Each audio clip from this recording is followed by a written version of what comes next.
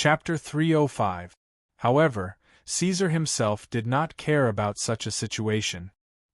He completely ignored the gazes of these fellows. Most of the true dragons that appeared on the battlefield were soldiers, recruited by Bahamut and Tiamat. Among the dragons, those who could be so obedient were rather devout believers, even if they were not fanatics. These believers were not the kind of people that Caesar wanted to deal with. Previously, just instigating the elven queen, Casia, was enough trouble, and the effect was not as perfect as he had imagined. Even if he wanted to establish the Dragonmaw clan for his own kingdom in the future, his target would not be the believers of the two dragon gods. Regardless, the addition of Caesar Tangerine had boosted the morale of the metal dragons. They knew why he had come, and after receiving the signal from their leader, the metal dragons rose into the sky, roaring and urging their kin to attack. Caesar gazed at the vast battlefield that had lasted for nearly 4 years. At the end of his vision, the rolling hills had disappeared without a trace, replaced by black ground. Both the colorful dragons and the metal dragons had shed blood in this war. Of course, the main blood was their kin. Countless orcs, ogres, elves, and half-dragons were fighting on the ground. He looked past the ugly and dirty barracks of the ogres, circling around the rotten and twisted nest of the colorful dragons in an attempt to search for the blue dragon Alex. According to the number of simple tents, multiplied by a factor, there were only about 50,000 evil dragon minions in this place. The number of metal dragon minions that were fighting against them was estimated to be more than 100,000. Their numbers were double that of the enemies. In addition, Caesar also saw a large number of human soldiers, as well as fellows who emitted various divine radiances. It seemed that the protracted war between the two dragon gods had attracted the attention of other just gods who liked to meddle in other people's business, and had sent priests and paladins to participate in it. This was indeed the case. The anxious war and the flying shadows of the dragons had become events that could be recorded in the annals of the Iradia era in the past 3 years. This was the largest and most widespread war in the north so far. Although the metal dragons had done an impeccable job of gathering the forces of justice and commanding them, the Dragon Queen still had a backup plan. This time, not only did the color dragons have Alex, but also a large number of evil dragon descendants, magical experimental weapons, had poured in. In Caesar's eyes, he also saw the light of tyranny, plunder, murder, and so on. The evil gods had also joined the war, exerting influence here. So although they had an obvious advantage in terms of numbers, the metal dragons were still at a disadvantage. Compared to Alex, the first color dragon that Caesar noticed was Cado's. The red dragon's dragon power was stronger than the other color dragons, so it was easy for Caesar to sense it. Of course, Cado's noticed the gaze of the black dragon lord. At this time, he could not show his cowardice in public, so Cado's fiercely and proudly stared back, but it seemed that he was not confident enough. Caesar rose into the sky and hovered above the clouds overlooking the battlefield. He did not want to fall down just yet. Alex did not enter the battlefield as quickly as he expected. The black dragon needed some time to observe the situation and judge the situation. Below, the battlefield of the good dragon and the evil dragon stretched across the entire hilly area, but the boundary between the two sides was clear. The hills on the good dragon's side were normal, and there was even a trend of evolution like a forest, but most of the evil dragon's side had become a bumpy swamp, dry land, and desert, and there was a mixture of stench mixed with various smells. Maintaining a flying altitude, Caesar slowly entered the battlefield and began to approach the evil dragon's habitat. Other than the Draconians, the evil dragon's family structure was similar to Caesar's to a certain extent. Most of the main forces were the green-skinned orcs and gnolls, but their level of elite could not be compared to the Blackwing clan. This group of people held crude metal and stone weapons, and wore the same crude leather and plate armor, shouting and attacking the righteous army. In addition, there was a small group of clans that were baring their fangs and brandishing their claws. They came from the Underdark. From Caesar's point of view, other than the top combat strength of the true dragons, these fellows acted as if they were just doing their job. As a long-lived species, the true dragons did not feel anything, but after such a long war, their family had been penetrated by numbness. Instead of saying that the daily attacks and killings were military operations, it was better to say that it had become a habit. On the other hand, the righteous army's response plan was also quite simple. When the evil dragons came close to a certain range, spells and arrows would rain down on them, and when they suffered a certain number of casualties, they would be forced to slow down. Finally, Caesar saw his target. From the largest and most ornately decorated tent, a tall and beautiful woman with long black hair and blue eyes walked out. She stood on the head of another blue dragon's descendant. From this woman, Caesar could see the light of magic, and the aura of a dragon that made him wary.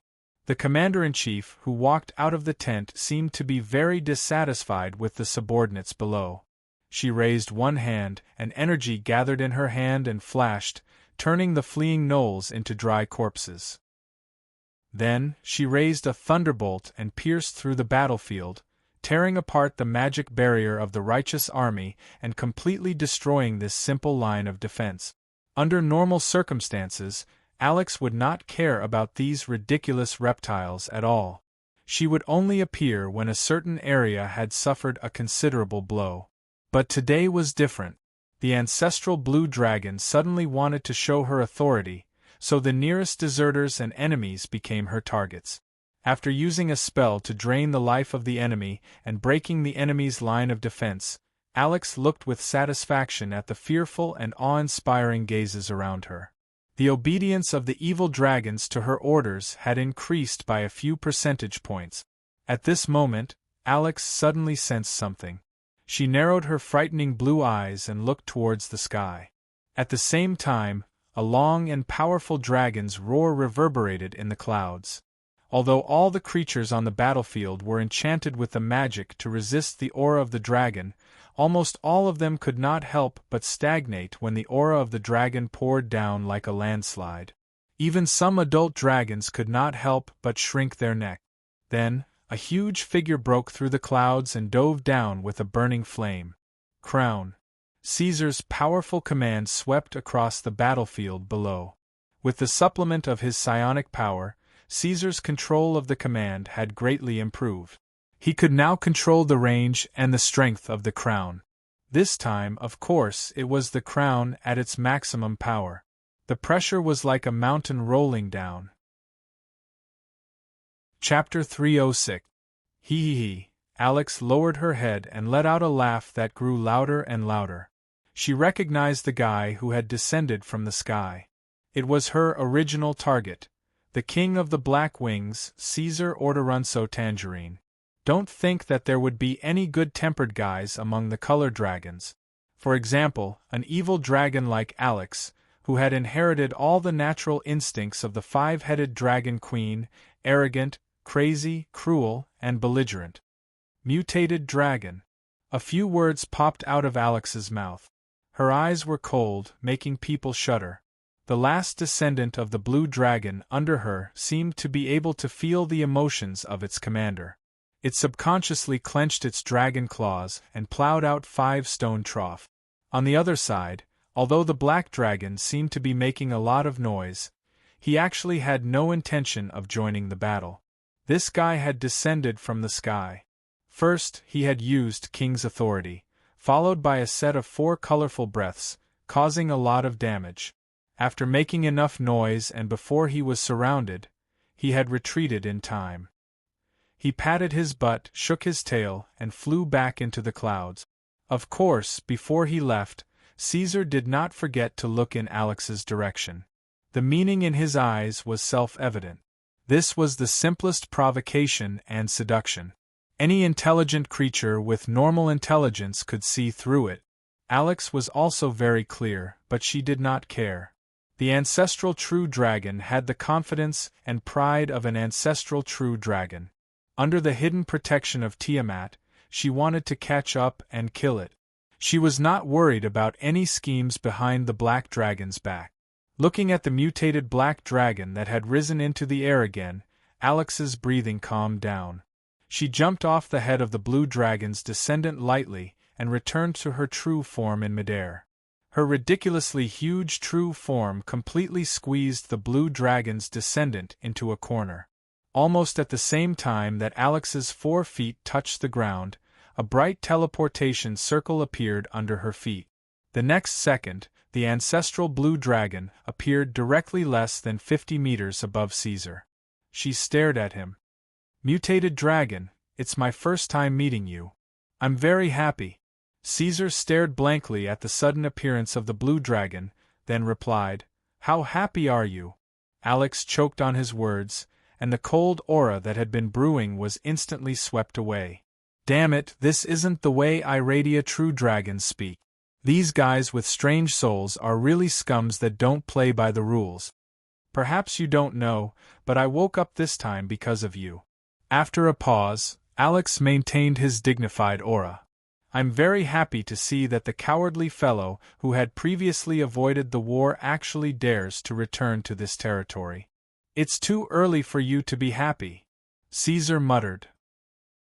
Without looking at Alex's expression, he increased the power of the bio-enhancement armor to the highest level and left the battlefield like a meteor with a long flame tail. The dragon battlefield was ever-changing and full of danger. Even Caesar could not guarantee absolute safety.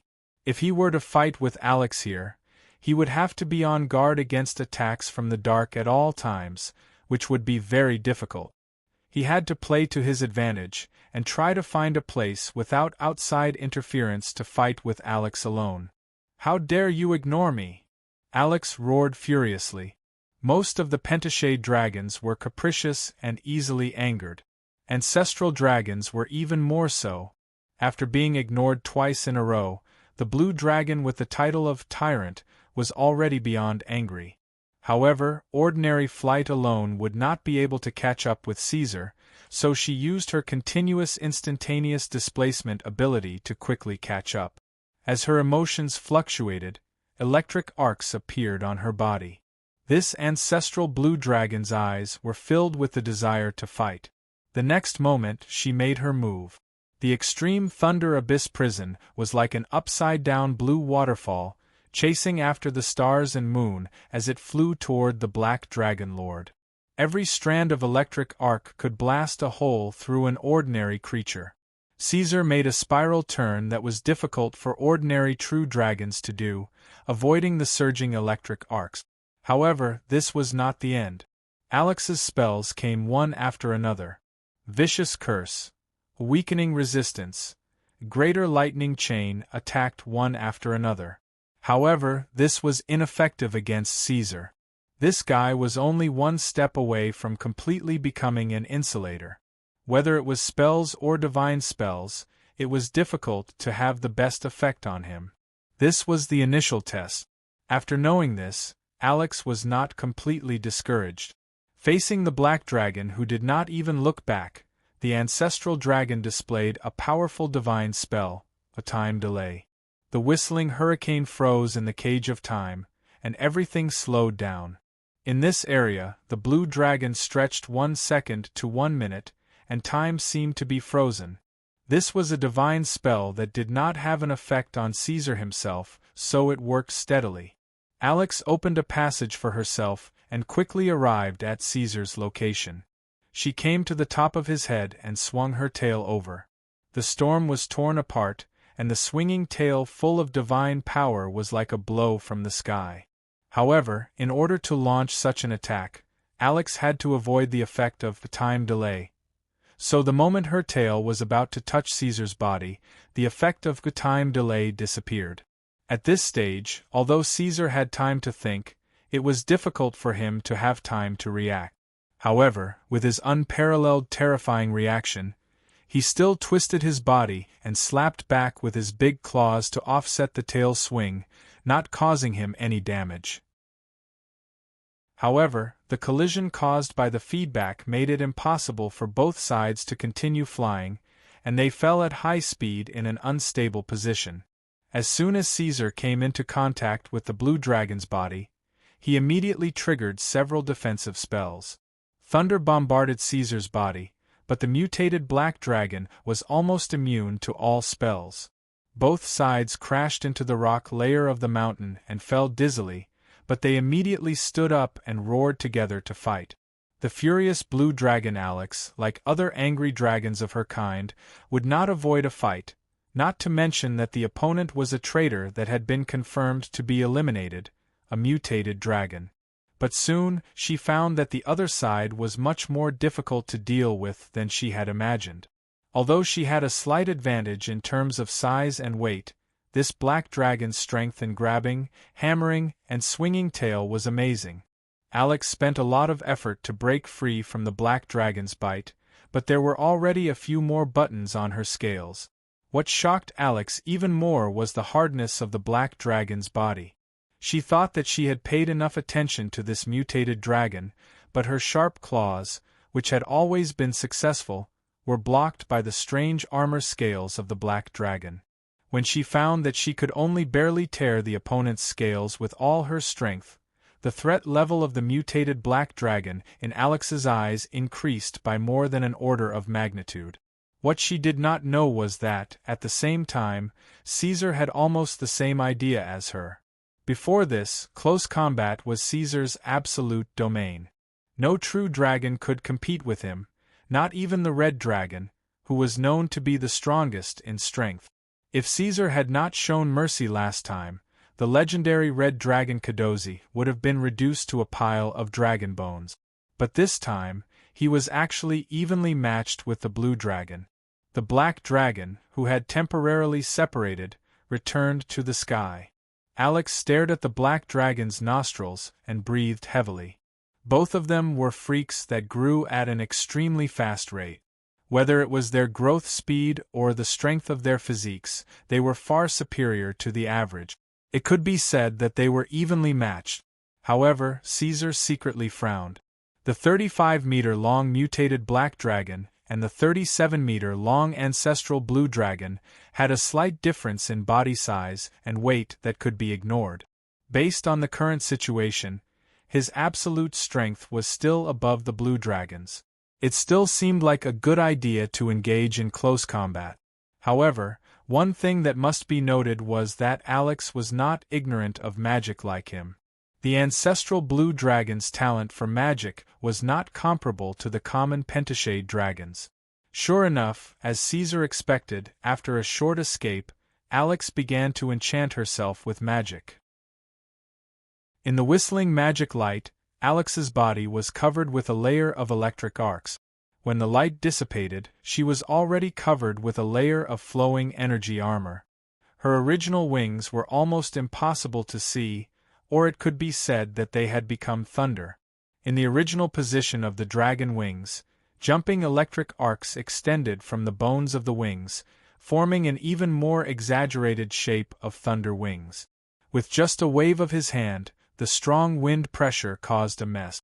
The hurricane whistled, and the sand and stones flew.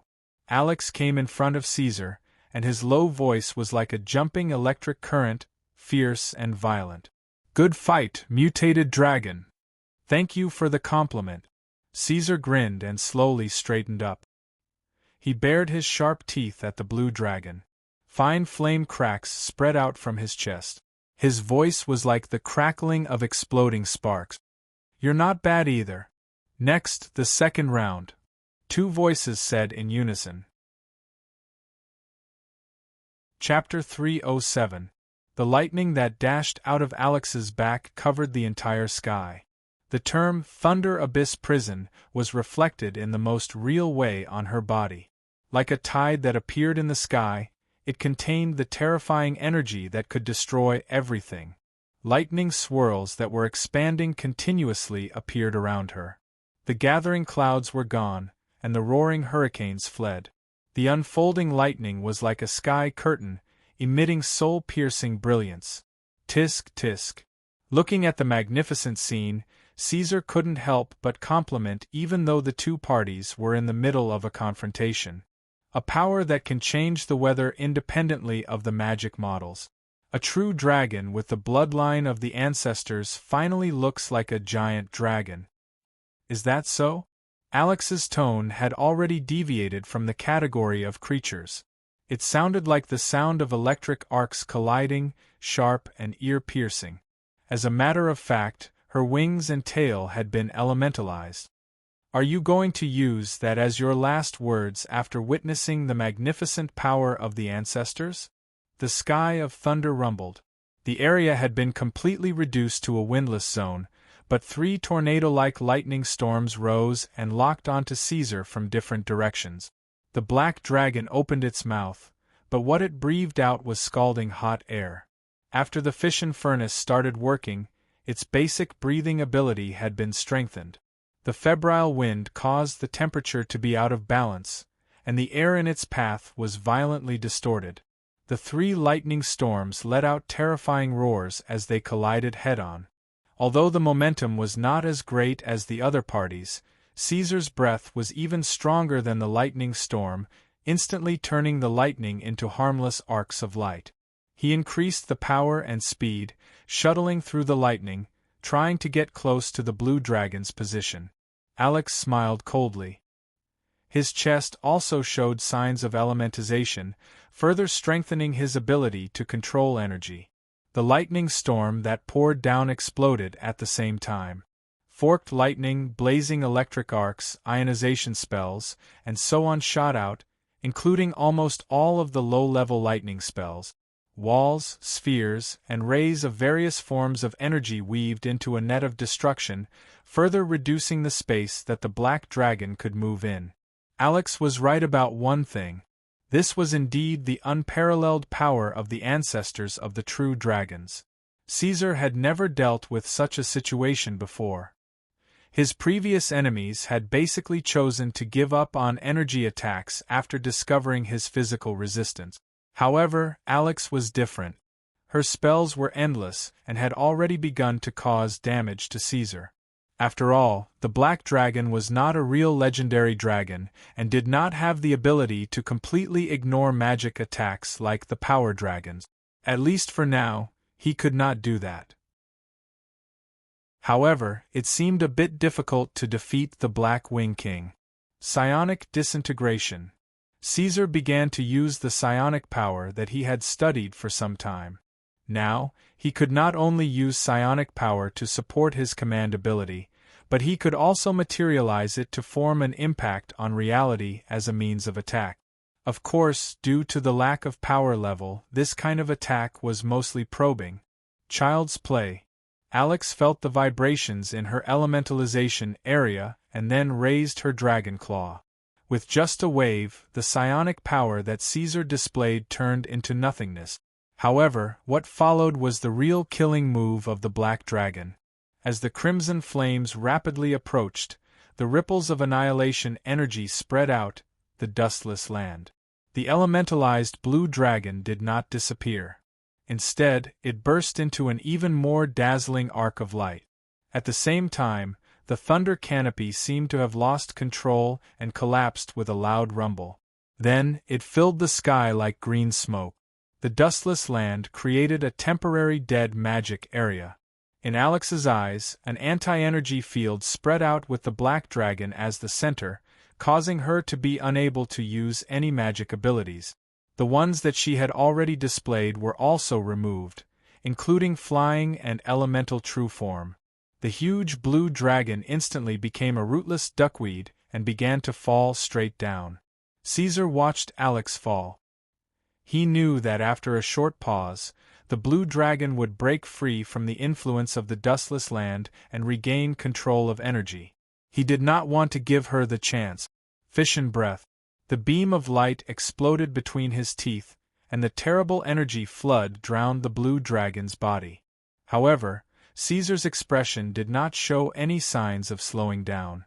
He could feel that the fission breath was blocked by something, and his heart sank. In an instant, the chaotic power of 5 colors exploded from the ancestral dragon's position, and the sky seemed to become colorful. Order returns to chaos, justice gives way to evil. Praise the awakening of the Lord, destruction is new life. The strange rhythm of the chant, every word was full of evil power, and the breath of chaos filled the air. When she descends upon the earth, you can only choose to submit or die. Caesar's expression was strange. Below, a dark-scaled blue dragon replaced Alex's position. Its body was covered in thick, sharp skin, and its scales were not like a real dragon's. Instead, they were as fine as a snake's. Its mouth was full of sharp teeth, and the stubby horns on its nose extended outwards. This was a powerful evil dragon's descendant, but now its body was full of holes, like a broken net that lacked repair. Some parts of its body had also been annihilated into dust. Before the torrent of energy completely dissipated, it had already died. At the same time, in another direction, the ancestral dragon Alex reappeared. Seething violence flickered in the slits of its vertical pupils. Tiamat's God bless. Caesar understood everything and turned to stare at her. Although the evil dragon mother is the common ancestor of the pentashade dragons, as an ancestral true dragon with independent will, you actually became a priest of the evil dragon mother. As he said that, he suddenly smiled. But it's also true. The blue dragon and the green dragon have always been the most loyal followers of the Dragon Queen. The ancestral dragons were all powerful species that could travel in the astral plane. Most of them would choose to be loyal to their creator, but this did not mean that the ancestral dragons would dedicate everything to the pentashade Dragon Queen. It was rare for a true dragon to be a priest of the dragon god, even in the metal dragon camp. But Alex was an exception. Is there a problem? In the face of Black Dragon's mocking words, Alex was not angered, which was rare.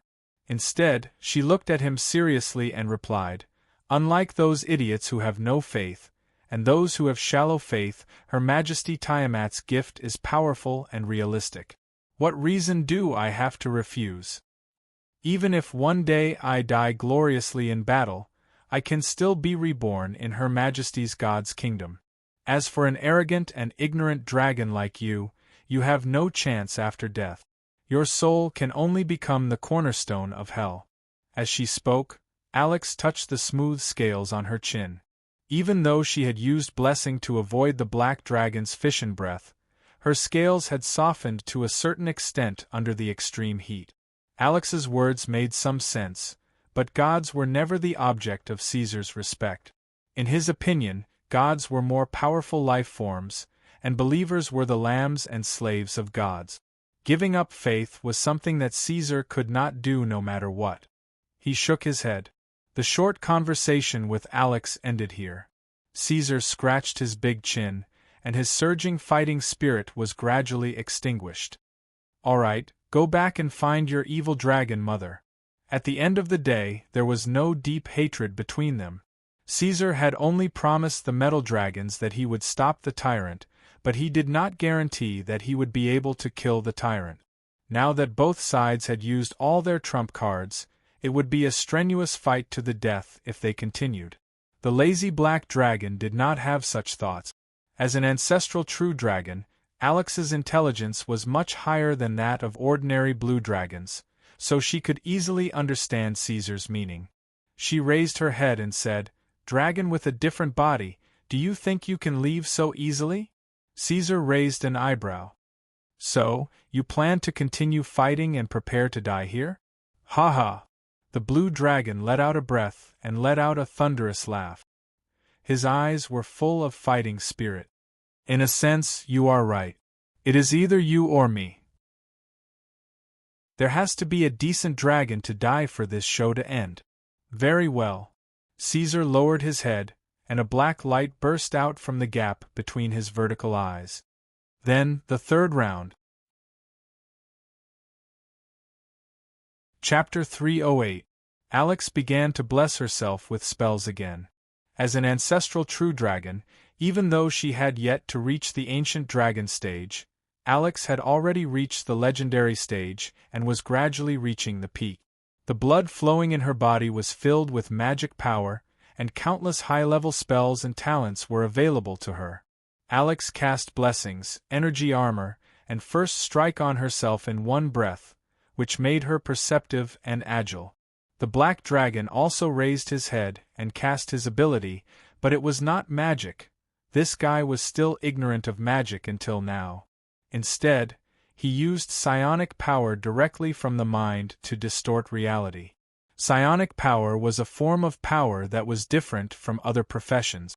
Mages relied on magic power to shape the elements and complete the casting of spells. Warriors and monks fought by tempering their bodies. The power of druids and priests was purely a gift from a powerful existence. Psionic power, on the other hand, was completely the embodiment of spiritual will. Its strength depended on the individual's development of spiritual power. This was a profession that required a lot of talent. If one did not have the talent to cross the threshold, the possibility of studying hard was next to nothing. In Iradia, and even in the entire astral plane, there were not many races that could control psionic power. There were a few, such as the Mantis people, the Grey Dwarves, and the Spirit Suckers. There were occasionally a few lucky ones among humans and elves, but they were very rare, and even rarer among true dragons. But Caesar was an exception. It was not because he was a natural psionic warlock, but because the existence of Caesar Ordoronzo Tangerine was not a dragon in the ordinary sense, but a product of the successful fusion of the human soul and the black dragon's soul. This was a double soul, which allowed Caesar to have a more solid foundation than most races in the astral plane, which became the cornerstone that supported his exploration of psionic power. Through this, it could be known that all dragons that appeared in this world theoretically had the possibility of becoming psionic dragons. At this moment, the sinister black dragon silently used an unknown ability, Mind Blast. Compared to other supernatural powers, mana had an outstanding advantage. It didn't require any incantations or hand gestures, nor did it require any requests or materials to be prepared. All mana was instantaneous. Mana levels were also much more convenient than mages and priests, who had to rack their brains to figure out how to cast spells. Mana consumed spirit, or, in Iradia's professional words, spiritual appearance. Theoretically speaking, as long as their spiritual capacity was sufficient, there was no level restriction for psionic warlock. They could use any psionic ability at will. For example, a mage apprentice couldn't cast a forbidden spell like 1,000 Miles of Ice, even if he had endless magic power, but a psionic warlock could. Of course, the prerequisite was to learn it first. The consumption of Mind Blast was not high, and it was the simplest and most basic manifestation of psionic energy. However, it still affected Alex to a certain extent when she was caught off guard, causing her to fall into a trance for a moment. And it was this moment that caused her to be flung far away by the black dragon's tail. However, when Alex used Soul Barrier on herself, the ability to affect her mind lost its effect. Attacks like energy bombardment and distorted ripples were nothing to the legendary dragon's defense. After that, the disadvantages of psionic energy gradually became apparent. After the psionic appearance matured to a certain level, it could rely on pure materialization to repair the body at high efficiency. It could also preserve the soul and reshape the body to revive the dead. If it was more powerful, it could even freely travel through timelines. But in the end, mana lacked direct and powerful offensive means. Perhaps for other psionic warlocks, this would always be an unavoidable weakness, but for Caesar, it didn't affect him at all. The powerful black dragon's body and psionic power complemented each other. Therefore, the scene had always been Caesar relying on his powerful physical strength and psionic manifestation to suppress the ancestral blue dragon. Fortunately, Alex could recover in a short period of time after being injured with divine spells and magic power repair, so she wouldn't be suppressed to death by the black dragon. For a moment, the battle became a battle of attrition. It depended on whether Caesar's strength and spirit would be exhausted first, or Alex's magic power and Tiamat's divine blessing on her body would be exhausted first. A group of lightning bats were summoned and let out ear-piercing screeches. Alex took this opportunity to start chanting the incantation of a high-level spell. Caesar stirred his throat and spat out a whistling ice storm. Before they could get close, these little guys that could self-destruct were shredded into pieces. Your elemental incarnation is very powerful. Why don't you continue? As the battle turned, Caesar didn't forget to trash talk and make mocking sounds. He was originally a dragon who didn't like to talk nonsense with other creatures, but Alex was a powerful opponent, and the black dragon wouldn't let go of any chance to affect her. The blue dragon didn't give a response and continued to chant. She was very smart. She realized that although maximizing elemental power and spell effects worked every time before, it was extremely inefficient in this battle. For this reason, casting elemental incarnation required double the consumption. Although it looked powerful, it didn't make up for the loss when dealing with the black dragon. Answer me, blue dragon. Bone-corroding strong acid swarmed in, trying to interrupt Alex's spellcasting. But unexpectedly, after Tiamat's divine blessing was displayed, the ancestral dragon's chanting time was faster and shorter than before. High-level spell, a time halt. Everything condensed again. The type of spellcasting was similar to the time delay that was displayed before, but the spell effect was stronger and the duration was longer. At the same time, the evocation petrification that Alex temporarily adjusted came into effect. The mountain-like black dragon lord's movements were restricted by a layer of stone. There was no time to lose. Alex suddenly flapped his wings and teleported to the side of the black dragon statue. He grabbed it and crushed it. Stone debris leaked out from the gaps between the dragon's claws, but it stopped there. Alex was blocked. She couldn't twist the black dragon's neck. The blue dragon turned her gaze and stared. She found that stone debris rustled under her claws. The black dragon's scales exploded and shattered, but the steel-like neck didn't deform. What a pity! Caesar's strong physical resistance allowed him to quickly break free from time halt. He twisted his neck and clawed at Alex's right limb. Blood and flesh gushed out from the gaps between the black claws. Idiot, your strength is weakening. A battle of this intensity would be an extremely heavy burden for any living creature. Caesar was the same as Alex. Both of them had Tiamat's true blood flowing through their veins. However, the difference between them was that Caesar was a war weapon that had been injected with hormones multiple times. He was a monster through and through. Stories of fighting bravely had always only appeared in epics and legends. The truth was that Alex couldn't last as long as the black dragon. As time passed, her values in all aspects gradually decreased. Chapter 309. Humph. Alex's expression was cold as she completely gave up on the right claw and retreated. Less than 2 seconds after the dragon's blood gushed out, her healing magic took effect. The wound quickly stopped bleeding, and the broken claw reappeared. Tiny electric snakes flowed on her horns, becoming denser and denser. The light grew stronger and stronger, forming a dazzling blue light. The lightning rumbled as an incredible amount of energy gathered and did not dissipate. Compared to this, the lightning attack from Mailer's blue dragon was like a child's toy. Caesar used his lightning breath to counteract this attack and successfully approached Alex. The ancestral dragon did not escape, instead taking the opportunity to entangle Caesar again. But when the blue dragon successfully hugged the black dragon's head and opened its mouth to bite, the black dragon grabbed the small wound on the blue dragon's neck that had not yet healed and tore off the skin and flesh.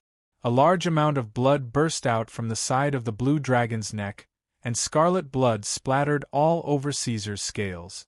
The continuous injuries produced a strong sense of weakness, causing Alex to fall into a temporary state of exhaustion. This feeling gradually spread to her brain. Aware of the danger, the ancestral dragon frantically rolled its body, but the black dragon did not give up. It opened its mouth and bit down on Alex's wing bone, then shook its head, and the entire wing fell off. The black dragon bared its teeth, its eyes frightening, and its mouth full of blood. Logically speaking, a true dragon that had grown to such a stage would never easily engage in such a crude way of fighting. That was a trick that young dragons used to play with each other. Ancient dragons despised close combat and had always preferred to use their breaths and spells to suppress their opponents to death. But this time, the battle had reached its climax. Both sides were using everything, and after many methods were ineffective, they both chose to use the most primitive methods to cause damage to the other. Just as Alex said, a decent dragon had to die before this scene could be considered over. The loss of blood in her vital areas and the weakness of her upper body made Alex feel that something was wrong. It was not until her strong vitality dispelled the feeling of exhaustion that she recovered.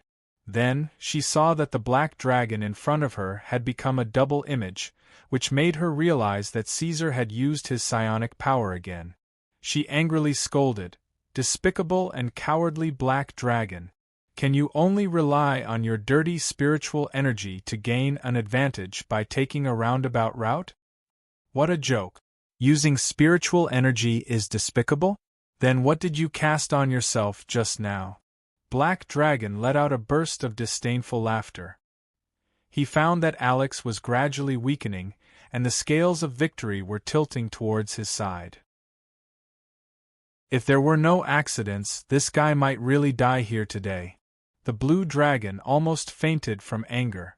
Which true dragon did not use magic in battle? Someone like this guy who relied purely on physical strength was a real freak, right? The only praiseworthy thing about the black dragon was their glib tongue. She really did not know why Her Majesty Tiamat created these guys. While angry, Alex also felt a little self-blame and regret. She hated her own carelessness and underestimation of the enemy, which also made her more violent when facing the black dragon. Alex roared and spat out a dark blue thunderous breath. In the list of spells cast, Mirror Image was not a high-level spell that was difficult to deal with, but Caesar completely used his spiritual power to manifest it. There was no mana fluctuation or flaw to speak of, which made it even more difficult for Alex to identify. The two mirror images and the black dragon spat out flames at the same time to offset the thunderous breath. Due to the bloodline, the blue dragon's breath was not much weaker than the black dragon's. So, although this breath was offset, it was not useless. Through the direction of the scattering of the flames and the change of temperature, Alex locked on to the direction where Caesar's real body was. She leaped and flew over. The blue dragon's 4 limbs with abnormally strong muscle strength gave her amazing jumping ability, but there was a problem with this leap. Just as her body was suspended in the air, Caesar showed a speed that was faster and stronger than her, and he was already in position to welcome her. The blue dragon had a bad premonition and subconsciously tried to dodge, but she did not manage to dodge half of it. The black claws instantly surrounded her, and she screamed in pain as she fell to the ground from midair, letting out a weak roar. "Got you!" Caesar had succeeded. He had completely caught the ancestral blue dragon that was slightly bigger than himself and completely suppressed her.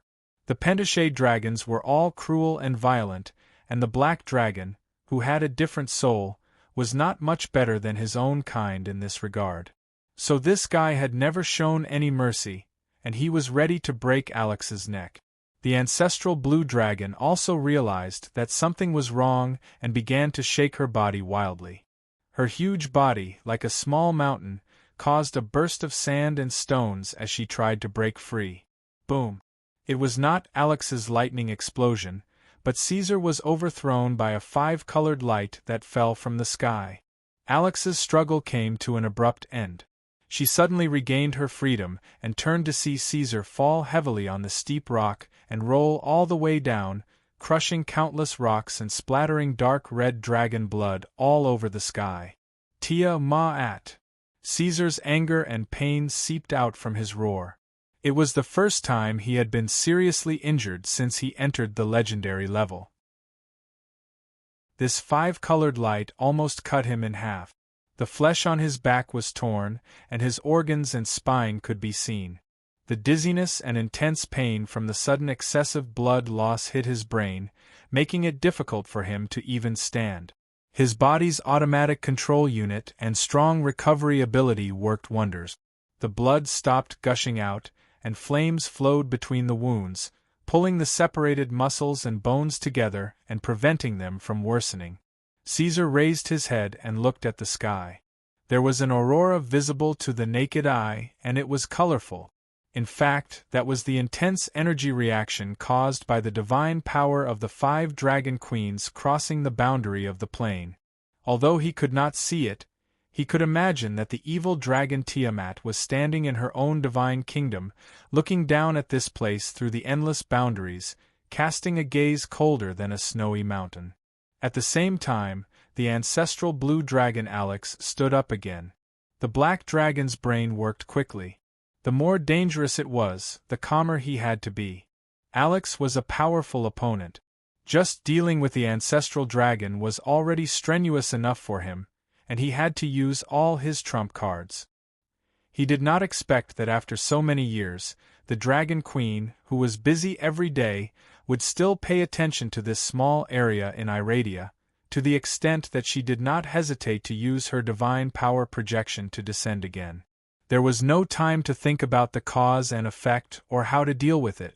The second 5-colored light descended like a divine punishment. The aurora in the sky revealed a tiny protrusion, like an eye-catching stain on a clean white paper.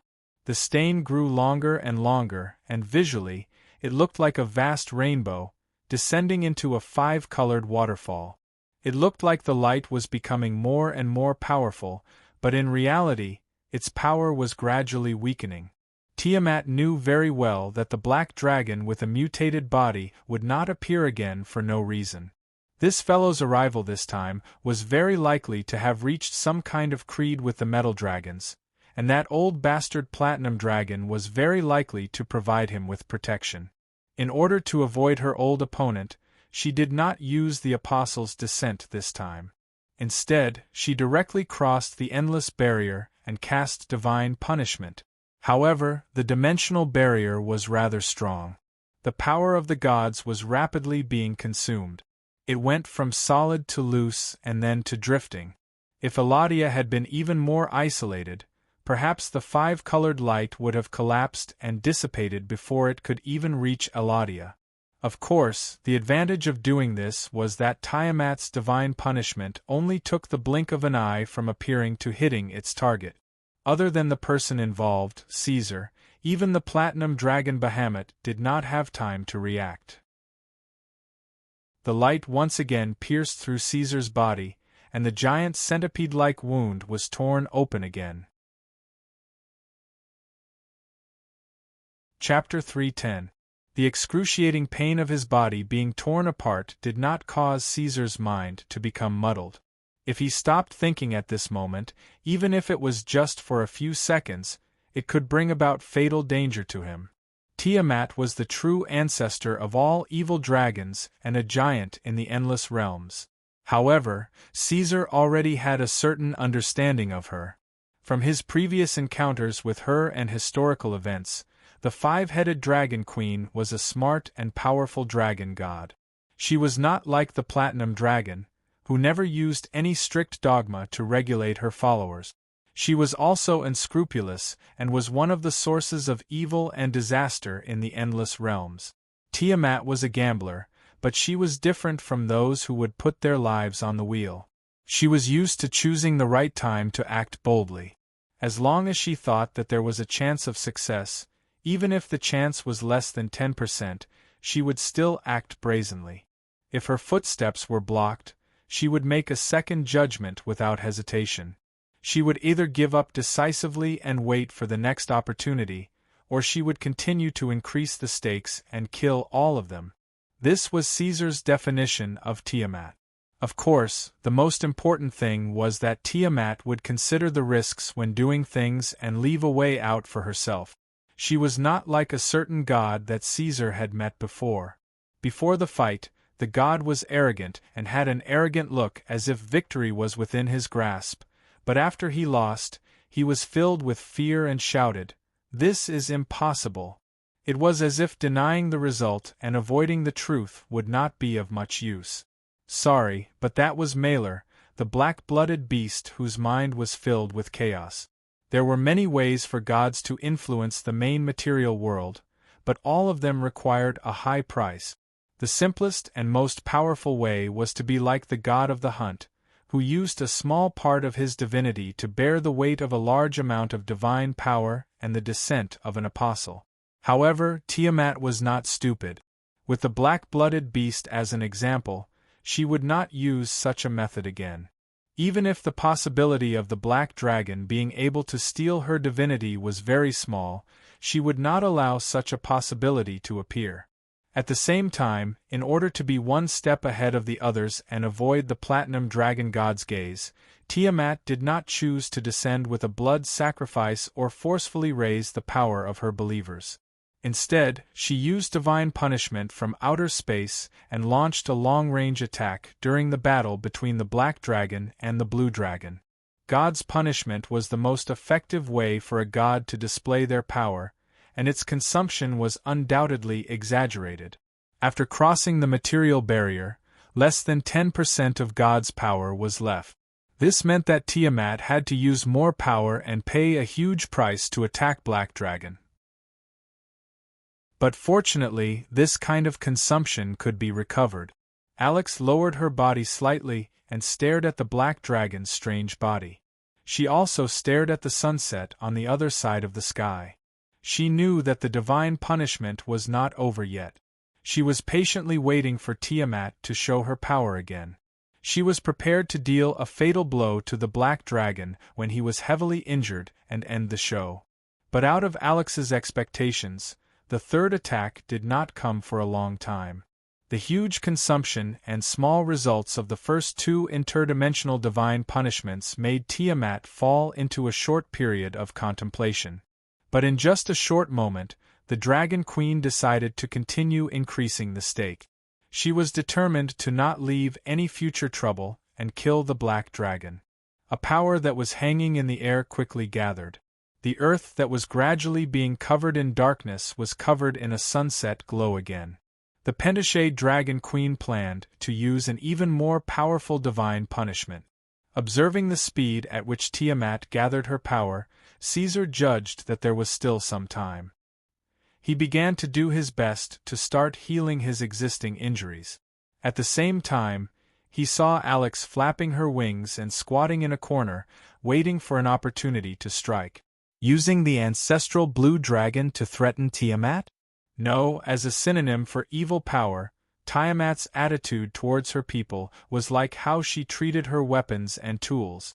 She would never pity her believers, even if they were the ancestral true dragon believers. The Dragon Queen would never let these people get in her way. Moreover, the evil Dragon Mother and he were already irredeemable enemies. It was wishful thinking to make her stop. This method would not work at all. Then, should he wait for Bahamut's rescue? Although the good Dragon King never went back on his word, who knew when the Platinum Dragon would arrive? Perhaps he would already be dead by then. Caesar had never pinned his hopes on others. The divine punishment on the other side of the firmament had yet to descend, but it had already locked onto Caesar. Heavier and heavier pressure fell on his spine. The surrounding fine sand and pebbles jumped up and down, and the brittle rocks were already covered in cracks. In fact, after such a fierce battle, the ancestral blue dragon Alex had already been reduced to an arrow at the end of its flight. Although Caesar had the support of the fission furnace and was in a much better state than his opponent, he was no longer at his peak. It had to be said that Tiamat's timing was impeccable. There was no time to think. The divine punishment was about to arrive in a few seconds. Caesar's blood-red vertical eye glowed brightly as he used psionic energy to construct an energy field to surround himself. This insignificant ability alone was far from enough to stop Tiamat. Caesar also knew that this psionic energy field was not prepared for the evil Dragon Mother, but to isolate Alex's harassment so that he could focus on adjusting his body. The next moment, inside his body that no one knew about, the black dragon turned off the fission furnace. Few people knew that Caesar Tangerine, the king of the Black Wings, the powerful black dragon with a shiny steel jaw and full body armor, was actually a mobile nuclear reactor. The fission furnace was the source of Caesar's power. Its appearance came from the energy core's evolution after devouring the divine fragment of the god of the hunt. This crimson, glowing sphere in the black dragon's body had never been extinguished since its formation, even when the black dragon was in a deep sleep. But this time, Caesar took the initiative to turn it off. The black dragon, who loved to ponder about the fission furnace, had a considerable understanding of it. He even had a certain plan for its development. But in the end, these things were still in the theoretical stage. There was no preparation time or experimental basis. If it were any other time, Caesar would never fiddle with his body like this. This was not a small trick. With the situation inside his body, once there was a problem with the fission furnace, the entire North would be affected and turned into a wasteland. It would be a small matter. The black dragon's body was likely to be blown to smithereens. But now that a disaster was imminent, Caesar had no choice but to take the risk. The black dragon's breathing became heavy. After inhaling a large amount of air, not all of it was expelled. Part of it was compressed into Caesar's airbag. This part of the gas was very little, but it was enough for 3 breaths. Caesar's blood had never had such an exciting energy. The adaptive system constantly adjusted the load on his body. The matter in the fission furnace was rapidly energized. After maintaining a temporary free state, it began to rearrange itself. The pressure in the black dragon's body began to rise rapidly. Finally, the energy that he had collected for a short period of time in the airbag was pressed into the organ. Under the control of Caesar's subjective will, the furnace was restarted. The high-temperature and high-pressure airflow let out a terrible shriek and spurted out of Caesar's nostrils. Chapter 3:11. Everything had just begun. The rearranged nuclear materials collided in Caesar's furnace organs and quickly exceeded the critical mass. The black dragon bent down and suddenly opened his mouth wide. Blood gushed out of his mouth like lava, and his back that was full of thorns exploded from the inside out. Flesh and scales splashed everywhere. Logically speaking, according to Caesar's original expectation, the reconstruction of the furnace was a vast and long process. Everything should be done slowly and subtly, with the replacement and adaptation done one by one. But now the ability of the fission furnace had changed too much. His body could not bear such a burden in his current state. Fortunately, the furnace soon began to recover spontaneously. With the powerful energy, Caesar's cells grew again. The external manifestation of the operation pattern was that Caesar found that his scales and muscles were being crazily torn apart, collapsed, and then quickly healed and regenerated. Just when he felt that the pattern was acceptable, the furnace suddenly went out. Caesar's body swayed, intense pain and unbearable heat running through his entire body. Under Alex's astonished gaze, the mutated black dragon couldn't even let out a cry. It fell straight to the ground, kicking up a huge cloud of dust. It was not a simple fission reaction. Although it did not look much different from before, Caesar had actually rearranged the material structure and collision sequence in the furnace. He intended to ignite the fire of fusion. Without any time to think, Caesar tried to restart the furnace for the second time. Theoretically speaking, the plan was entirely feasible. However, his body had not been adapted and reconstructed with energy, and it was impossible for him to withstand such enormous power. Under the hidden protection mechanism inside his body, the nuclear furnace was automatically extinguished. However, it did not mean that Caesar had chosen the wrong path. The second time he forced it to open, the furnace that had been solidified into a physical state shrank a little and became smaller in size. However, more air was collected and filled. A magnetic field began to form. The black dragon's body firmly locked the radiation and rays from the reaction organs inside his body. Those were all precious energy that could be used to push up the upper limit of Caesar's body. The feedback coming from his body became gentler. The high temperature was no longer as hot as before. Instead, it turned into a burning sensation that he had never felt before. Boundless energy was pumped out of his furnace-like organs. He seemed to have succeeded. The powerful energy waves attracted Tiamat's attention. Sensing that something was amiss, the evil dragon mother stopped channeling her divine power to push it to the critical point. Instead, she calmly and decisively took action. A brilliant divine might descended upon the land. Endless divine power extended from the other side of the sky as a five-colored pillar of light descended rapidly. Everything it touched along the way was instantly annihilated, be it the clouds, dust, air, or even the prime material space itself was showing signs of instability. Hundreds of tiny spatial cracks flashed and disappeared at the connection of the material barrier that no one could see. There was nothing that could stop such a terrifying force. Long before the divine punishment arrived, the pressure had already descended. Two sources of light appeared on the hills outside the northern lands. One was the descent of Tiamat's divine punishment. The other was the radiance of nuclear energy released from Caesar's body. The turbulent waves of energy occupied a vast space.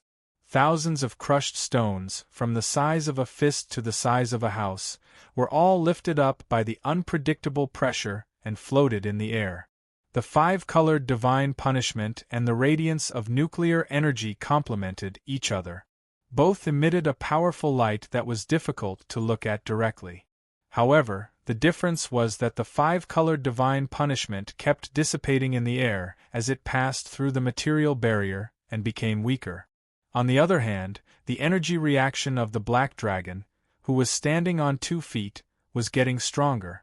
In just a second, the five-colored divine punishment that blotted out the sky had already arrived in front of him. It had already locked onto the mutated black dragon and was unable to escape. It converged above Caesar's head like a whale sucking in water. The next moment, the edge of the beam of light brushed past the protruding mountain range and forcefully cut a section of the mountain. It flattened the mountain by at least 50 meters. The crushed stones that should have exploded were all reduced to ashes. The space let out a wail as the floating stones exploded at the same time. Caesar could even hear the roars of the evil dragons in Tiamat's divine power. Just as the air was annihilated by the divine punishment and formed a temporary vacuum, Caesar also pushed the energy of the nuclear fusion furnace to the peak. The countries in the northern lands thousands of miles away, as well as the true dragons in the battlefield of good and evil, would forever remember this strange day.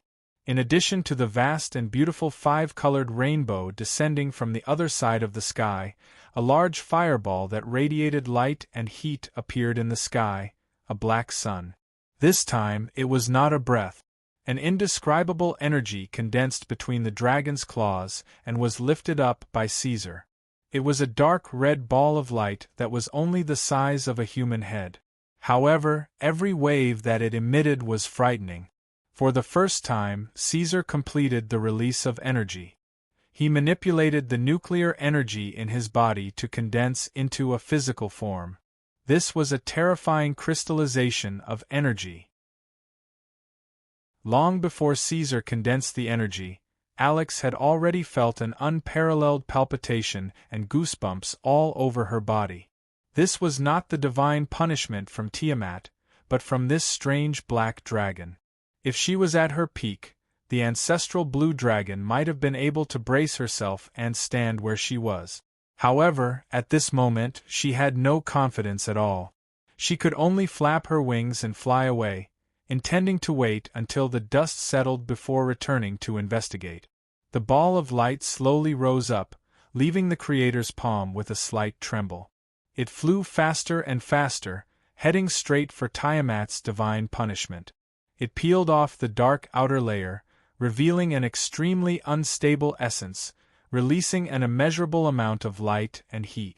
There were no words that could accurately describe the moment when the five-colored divine punishment and the nuclear energy particles collided with each other. The power that had reached the pinnacle was interpreted into a silent and colorless wave of energy. The originally calm space seemed to have been struck by a bomb. The extreme light and shadow effects were as if the world had been rebooted. The rumbling of the resonance was enough to drive people crazy. The clouds dispersed, and the turbulent flow of energy penetrated through the dimensions and space. At this moment, Caesar could even see Tiamat's cold and fierce dragon eyes, reflecting the deepest darkness and chaos in the depths of her eyes. It was not until a long time later that the dark mantle was finally able to regain control of the land. The tranquil and gentle crescent once again revealed its face. It cautiously sized up its surroundings, and only when it discovered that there was no light stronger than its own, did it swagger its head out and once again spread the silver light over the land. Even though dragons had a layer of vertical eyelids to protect them, Caesar still fell into a temporary state of blindness. Even he was affected by the strong light and took a long time to return to normal. Caesar opened his dry eyes. The tear glands had a special protection mechanism for the lens. A few drops of tears fell from Caesar's eyes. The powerful collision of energy blasted the clouds thousands of miles away, and a circular hole appeared at the top of the sky. However, it was not over yet. Tiamat's eyes were cold. There wasn't any surprise or confusion in her eyes towards the strange black dragon's astonishing actions. The evil dragon mother, who was in her divine kingdom, could unleash all of her power. She continued to increase the stakes, and the fourth divine punishment was already brewing. Chapter 3:12. The strong light and extreme flames had long disappeared. The night sky was clear, and only the crescent moon was left. Tiamat did not suffer any losses. The divine power she had extracted from her divine kingdom was gone, but she did not stop there. She was still preparing for the next round of attacks. Caesar was not afraid of this at all. He had succeeded. The fusion fire burned fiercely in his chest. He was now different from the past. Although nuclear fusion and nuclear fission sounded similar, they were two completely different methods of energy production. The energy produced by the chain reaction of the former was several times that of the latter, or even more. Caesar floated above the hill, the peaceful aura on his face as if he was sipping his afternoon tea. He was enjoying this moment of silence, and he was also feeling the feeling of his body being filled with power. The fusion fire was almost endless. The majestic energy supported his body, allowing the black dragon, who had reached the limit of his physical body, to not collapse. At the same time, he was rapidly repairing his body that was constantly collapsing at this stage. Overdraft was inevitable. The moment the furnace was reconstructed, Caesar's body was already riddled with holes. His self-healing ability was not enough to repair the scales that were constantly falling off. He could only pile up a portion of the nuclear energy here to forcibly repair and regenerate, using a single claw to create an unstable sphere and hold it up, colliding with Tiamat's divine punishment. It did not seem difficult, and in fact, it was indeed so. What really limited the black dragon was his body. This vessel was not ready to fully adapt to the fusion fire. After the two terrifying energies came into contact, they were quickly annihilated and cancelled each other out. This allowed Caesar to test the threshold of Tiamat's divine punishment. He found that it could be resisted, and this allowed the black dragon to calm down. No matter what, if Tiamat wanted to exert influence on the prime material plane, she would inevitably be restricted by various kinds of restrictions. Caesar did not believe that Tiamat could create a more powerful divine punishment.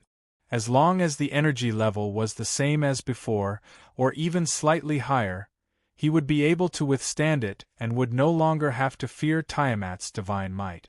The fusion fire gave Caesar enough energy reserves, and he could afford to waste it. Everything was within Caesar's calculations. If there were no accidents, Tiamat would return empty-handed today. Unfortunately, things often only developed in the worst direction. At this moment, an accident suddenly occurred.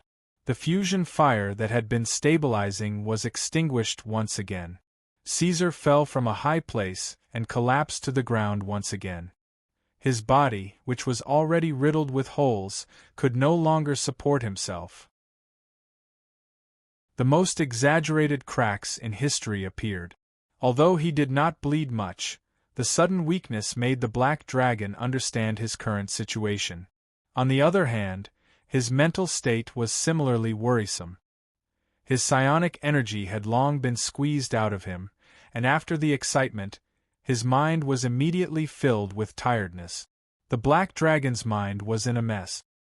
His first instinct was to rely on his own will to try to restart the furnace again. However, the situation this time was completely different. The fusion fire was not as simple as extinguishing.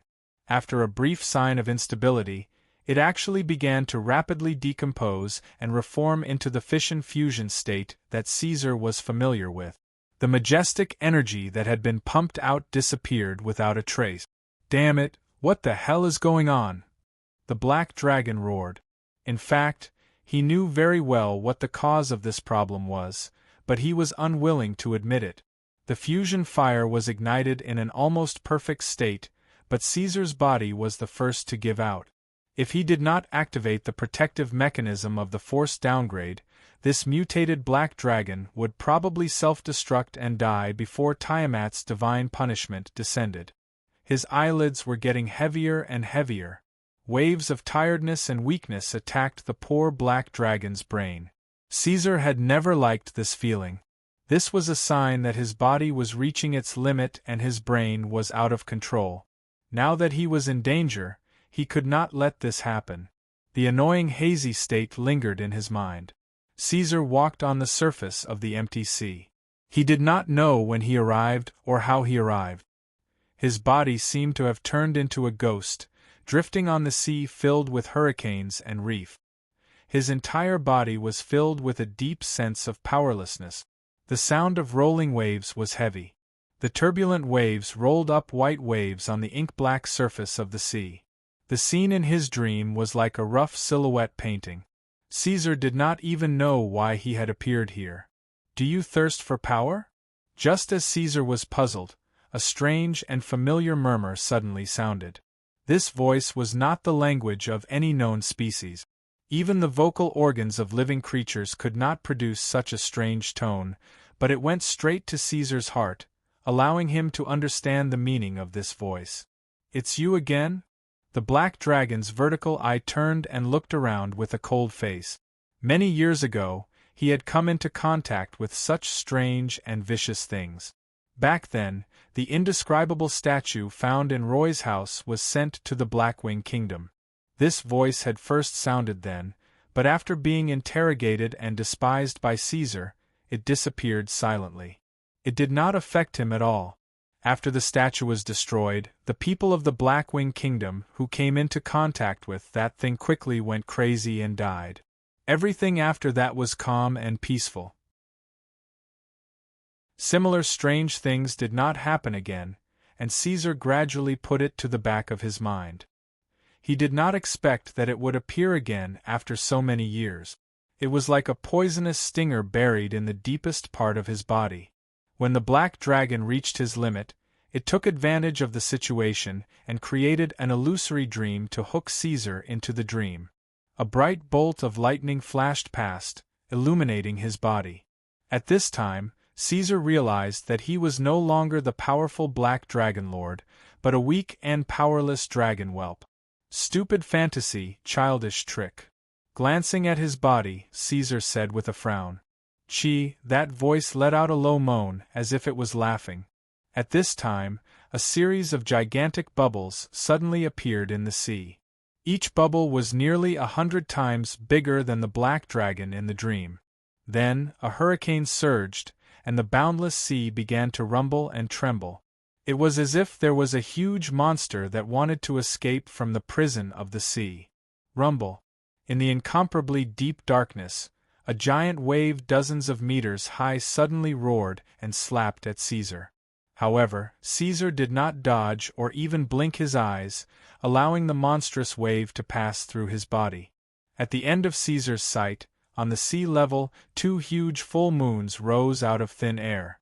That was not the moon, but a pair of eyes that could make one go crazy. Through the suffocating darkness, one could see that under those eyes, there seemed to be countless huge tentacles that were wriggling and wriggling constantly. Each of them was larger than the largest ancient dragon. Only half of this huge monster's body could be vaguely seen, and most of the rest was submerged under the dark sea. But just the upper body alone was nearly 1,000 meters tall. The body of the dragon whelp in Caesar's dream was probably not even comparable to the tentacles on those deformed arms. Countless shadows appeared in front of his eyes, and the various illusions rushed left and right in his mind. Such a nightmarish figure could squeeze the mind of any living creature, and cause those who dared to look directly at it to fall into a permanent breakdown. Forget it. Caesar curled his lip. Although the senses were no different from the real world, and the suffocating atmosphere that made one despair was just right, he knew very well that all of this was an illusory dream, and there was nothing to be afraid of. Relying on the unknown to create fear might work every time, but Caesar already knew that the other party could not forcefully affect him. If it could, it would have done it a long time ago. Perhaps this indescribable monster before him was indeed its true form, and this monster did indeed have a great power that was difficult to look directly at. But as far as the current situation was concerned, its threat to Caesar was not as high as the evil dragon mother. Looking straight at the figure that was enough to make one go crazy, Caesar said calmly, "Is it enough? When can I go back?" Gulp. The sound did not come from the monster's mouth, but from all directions, transmitted through a method similar to controlling the vibration of the air. The meaning of the whisper was very easy to understand. You now in danger. Desire, power, right?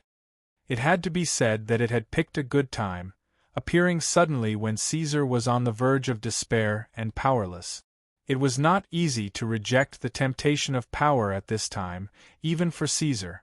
At the end of the day, he was just a dark and selfish guy who pursued profit. The words of the unknown creature made the black dragon, who wanted to leave, immediately hesitate for a moment. In the end, Caesar thought for a while and asked, "Then, what is the price?"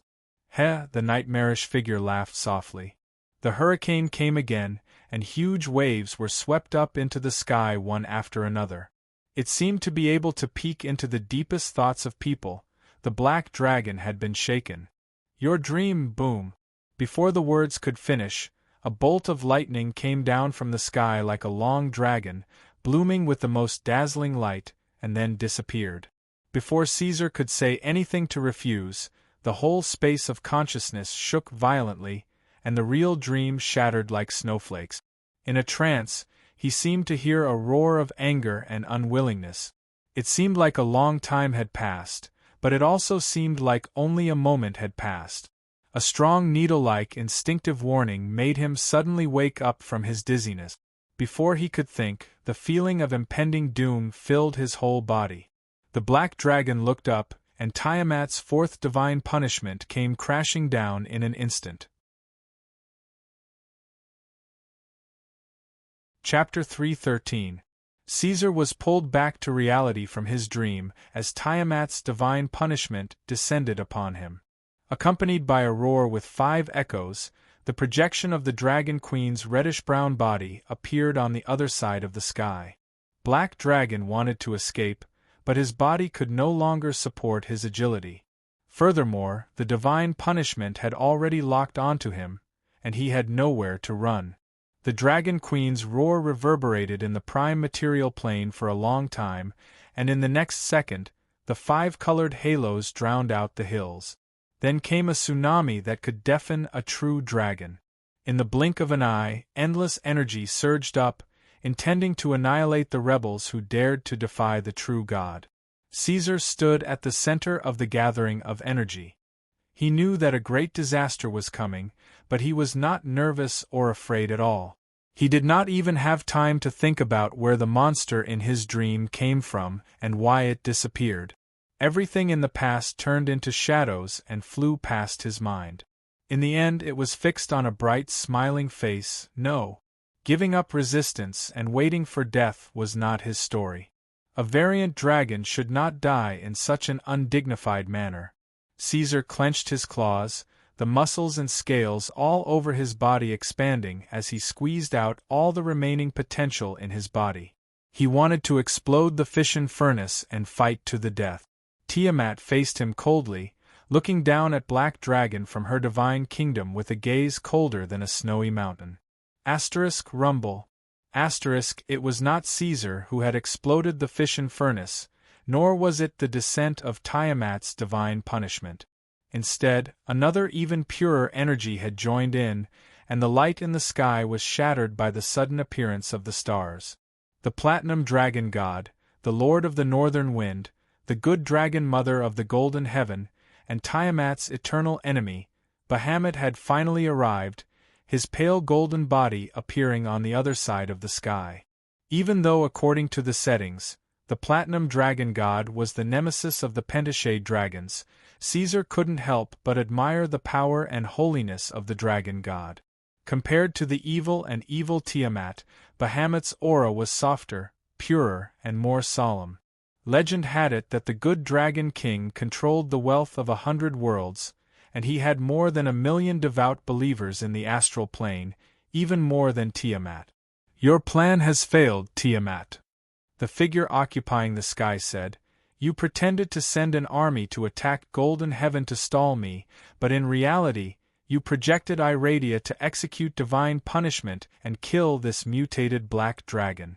Should I praise you for your decisiveness, or should I despise you for lowering yourself and interfering with the operations of the prime material world?" Bahamut was a pale golden dragon with a slender and winding body. Its entire body was covered in thick and large scales, which were the complete opposite of the evil dragon mother's fine scales. Even under the faint light, they reflected a beautiful radiance. Its eyes were deep blue, like the midsummer sky. It spoke of Tiamat's schemes, but its eyes were calm and indifferent, giving the illusion that it was looking directly at the stars. During this interval, the dragon god turned his head and nodded slightly at Caesar. With Bahamut paying attention, even if Tiamat chose to execute divine punishment, it would be difficult to hide it from the dragon god's eyes. At most, it would only be able to buy 20 to 30 seconds. The real reason why the Platinum Dragon God was late was because something else had happened in the astral plane. The battlefield of the true gods was not limited to Iradia's dimension. While the evil Dragon Mother was executing divine punishment on Iradia, it had also sent its minions to attract Bahamut's attention. In order to destroy the mutated Black Dragon, it could be said that it had put in a lot of effort. The Dragon Queen's eyes did not change much. She slowly withdrew her 5-colored divine power and extinguished it in the center of her claws. The situation fell into a temporary stalemate. "It's best if you don't attack, Tiamat." The Platinum Dragon God seemed to understand the thoughts of his old enemy. Without waiting for the 5-headed Dragon Queen to speak, he continued, executing divine punishment across endless realms 4 times. "I believe that even if you're in the evil Scale Fortress, your energy consumption will not be small. You don't want to be beaten up by me in front of these children, do you?" Tiamat's eyes blazed with anger. She was indeed prepared to kill this rebellious black dragon regardless of anything, even if it would weaken her for a period of time. The evil dragon mother felt a sense of urgency in her heart. This was an excellent opportunity. The power of the mutated black dragon was climbing up like bamboo. If she delayed any longer, she might completely lose this opportunity. For this reason, she had to create another troublesome opponent for herself. However, Bahamut guessed her thoughts correctly. The Dragon Queen's anger subconsciously weakened. This damned old man's appearance here meant that Golden Heaven had already lost the battle. It could be said that she had used all her means. In a situation where Bahamut was determined to protect the Black Dragon, she might not be able to gain any advantage if she continued to fight. If she took another step forward, she might even lose even more miserably. Tiamat lowered her head and did not speak. After weighing the pros and cons, she did not say anything in the end. Her already hazy projection dissipated and she left directly. The Dragon Queen, who liked to gamble, suffered a rare loss. She lost part of her capital. She was so close to success, but she lost her last chance. The consumption of the cross-dimensional divine punishment made the divine power that she had accumulated recently go to waste. In the end, due to the intervention of the Platinum Dragon God, she was unable to kill the mutated Black Dragon. I wonder if the evil Dragon Mother, who retreated in the end, had resentment and unwillingness in her eyes? Caesar did not know, nor did he want to know. His various conditions were reaching their limit. He forced himself to look up at the sky. The mountains that were originally covered by the dark curtain were now covered in a layer of light, revealing the dry, cold, and hard rock layers. The powerful energy and divine power collided during the battle, throwing a large amount of ions and rays into the atmosphere, completely changing the climate of this place. The weather this year was definitely going to be very cold. If the Northlanders were thrown here, they would definitely not admit that this was the Northlands that had been hot since ancient times. Instead, they would feel that the snowy peaks and hills were not hot at all. It was dry and cold. The scorched black rock did its best to capture the remaining heat. The density of the air in each region was completely different. The refraction of light was messy, and even the scenery was distorted. There were some greenish-black embers on the ground beside him. Those were the remnants of the Black Dragon's scales that had been removed from his body and lost their vitality after being roasted by nuclear heat. Caesar reached out and touched the uneven cracks on his chest. If Bahamut had appeared just a little later, he might have really risked his life to go seed. In that case, it seemed that he still had to thank the Platinum Dragon God for saving his life. But no, not at all. Back when Caesar made a contract and promise with the Metal Dragons, all of them emphasized one point. If the Dragon Queen attacks, Bahamut must protect the Black Dragon. Being dragged out on another battlefield could be used as an explanation, but the responsibility still fell on Bahamut without a doubt. Furthermore, no one knew what Bahamut was thinking in the depths of his heart. Did this good Dragon King with a pure divine personality rely on Tiamat's divine punishment to test the limits of Caesar Tangerine, the mutated Black Dragon that did not take sides and did not provide faith, and thus make a comprehensive assessment of him? Chapter 3:14. There was definitely no gratitude, but there was no resentment. Although Caesar was a bad guy, he was mature in terms of wisdom. Black and white was a child's view, and Black Dragon knew very well what kind of attitude he should have toward Bahamut. In fact, this was also good.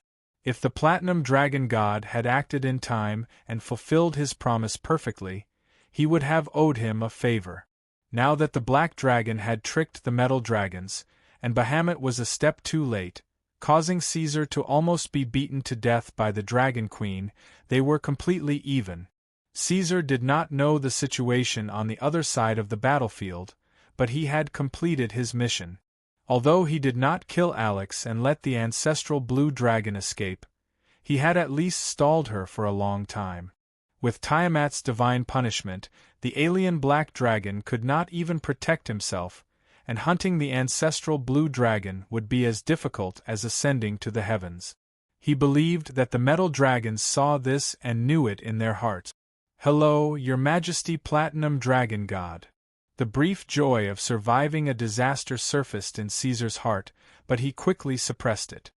He maintained the attitude of a normal non-believer towards a true god, bowing slightly to His Majesty the Dragon God to show his respect. His attitude was neither servile nor overbearing. It was neither warm nor alienating. "Good night, young black dragon." Bahamut lowered his head to look at him. "I can see that you are badly injured." "Not lightly. Sorry, it was my mistake this time."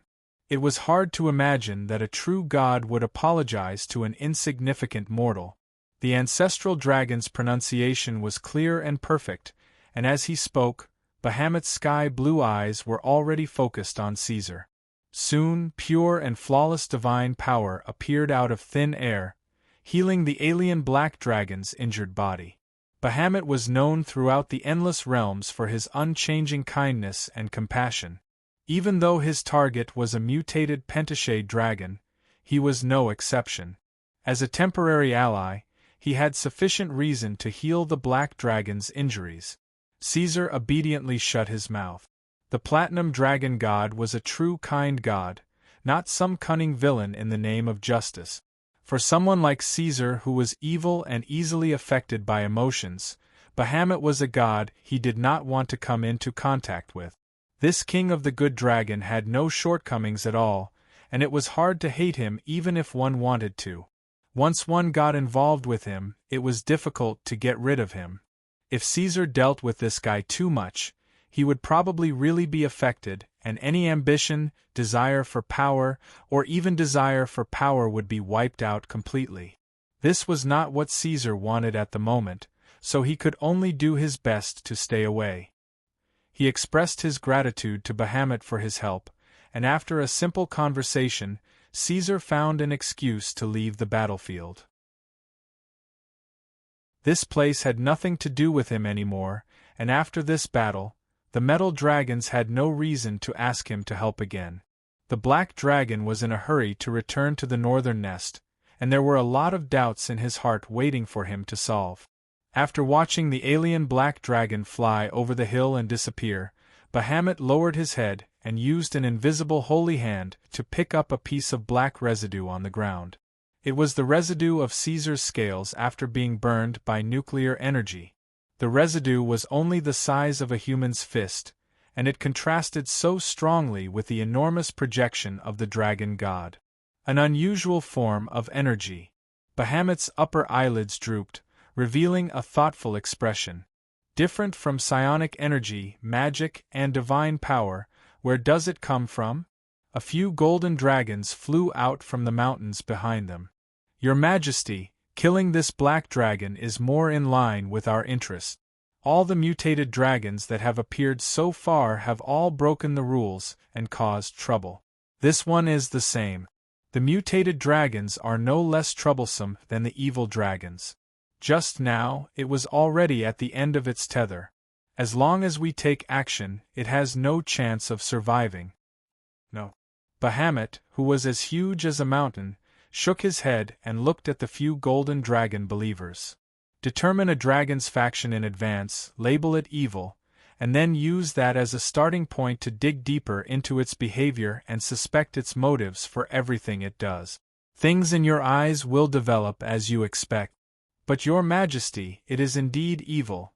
I have taught you that an intelligent life should be judged based on its historical behavior and not its race or faction.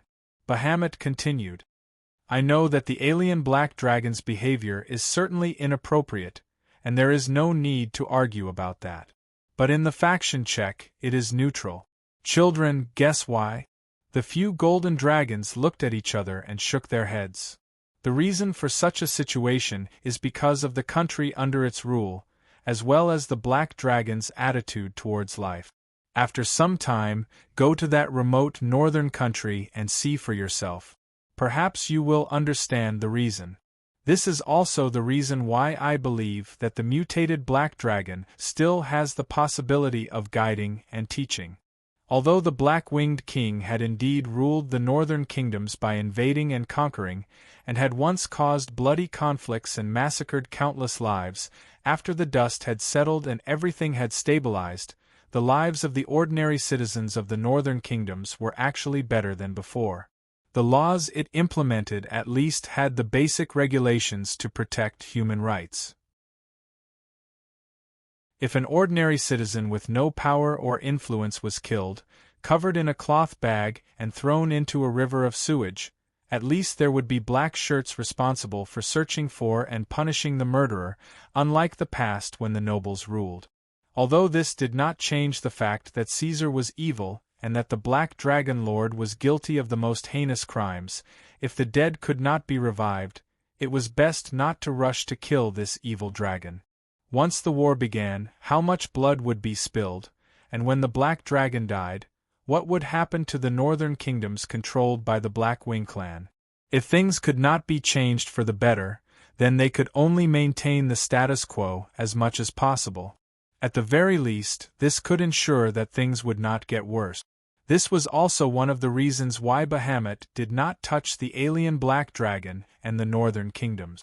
At the very least, the northern kingdoms under the Black Dragon's rule were not flourishing, but there were improvements in various aspects. At the very least, they were not as lifeless and hopeless as before. This world is worse than the worst. At the thought of that, Bahamut could not help but feel a little helpless even as a true god. The good Dragon King certainly had almost infinite power, but it could not set the rules for the entire astral plane. The environment was like that, and most of the main material realms in the astral plane were like that. Caesar lay limp in the dragon lair. While it was true that Bahamut had cast healing spells on him, the damage to his spirit and even his core could not be repaired in a short time. His mind was a mess, and his first instinct was to do his best to maintain the fission furnace.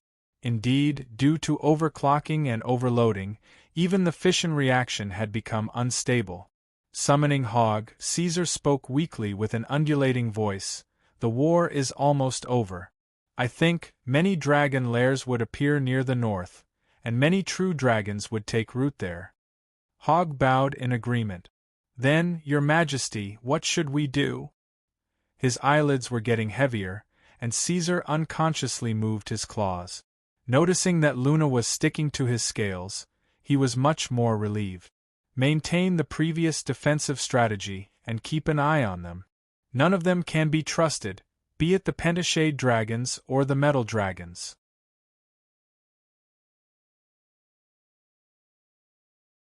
Chapter 3:15. The calm pool churned violently, and Caesar suddenly turned over. He had a splitting headache, and the silhouette of the Dragon Queen's last divine punishment kept replaying in his mind. This was the newly built hot spring behind the Blackwing Palace, and now it was the Black Dragon Emperor's recuperation room.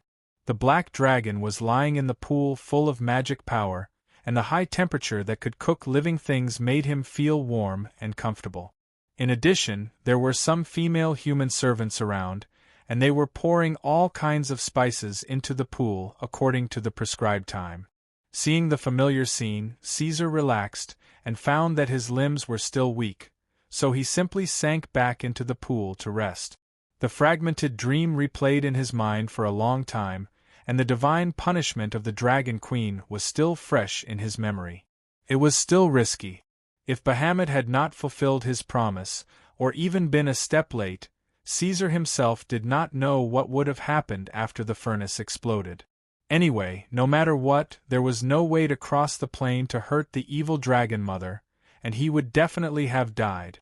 Even if he was lucky enough to survive, his power level would plummet, and he would be at the mercy of others. So before he had the ability to control the situation, it was best to keep a respectful distance from these gods. This time, if he hadn't promised the metal dragons that he would fight with Alex and exhaust his strength in advance, Tiamat wouldn't have found the opportunity to punish him. At that time, he had practically handed his life over to Bahamut, and his life and death were in the hands of the Platinum Dragon God. Of course, the original source of all this was that Caesar had been entangled with the metal dragons in order to fight against Tiamat's believers. Then he had betrayed the alliance and secretly set the metal dragons up. Greed and selfishness were original sins, and so was self-righteousness. Although the bitter fruit was late, it was never absent. This was wrong, and there was nothing to wash away. Caesar himself did not mean to shamelessly find an excuse to deny it, but since Tiamat had left, this matter had come to an end for the time being. If there was any follow-up, he would talk about it in the future. Now he was mainly thinking about his own affairs.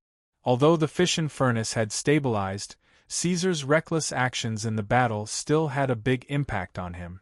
The energy supplied by the fission furnace was now one level lower than before, and his combat power index in the assessment device had dropped.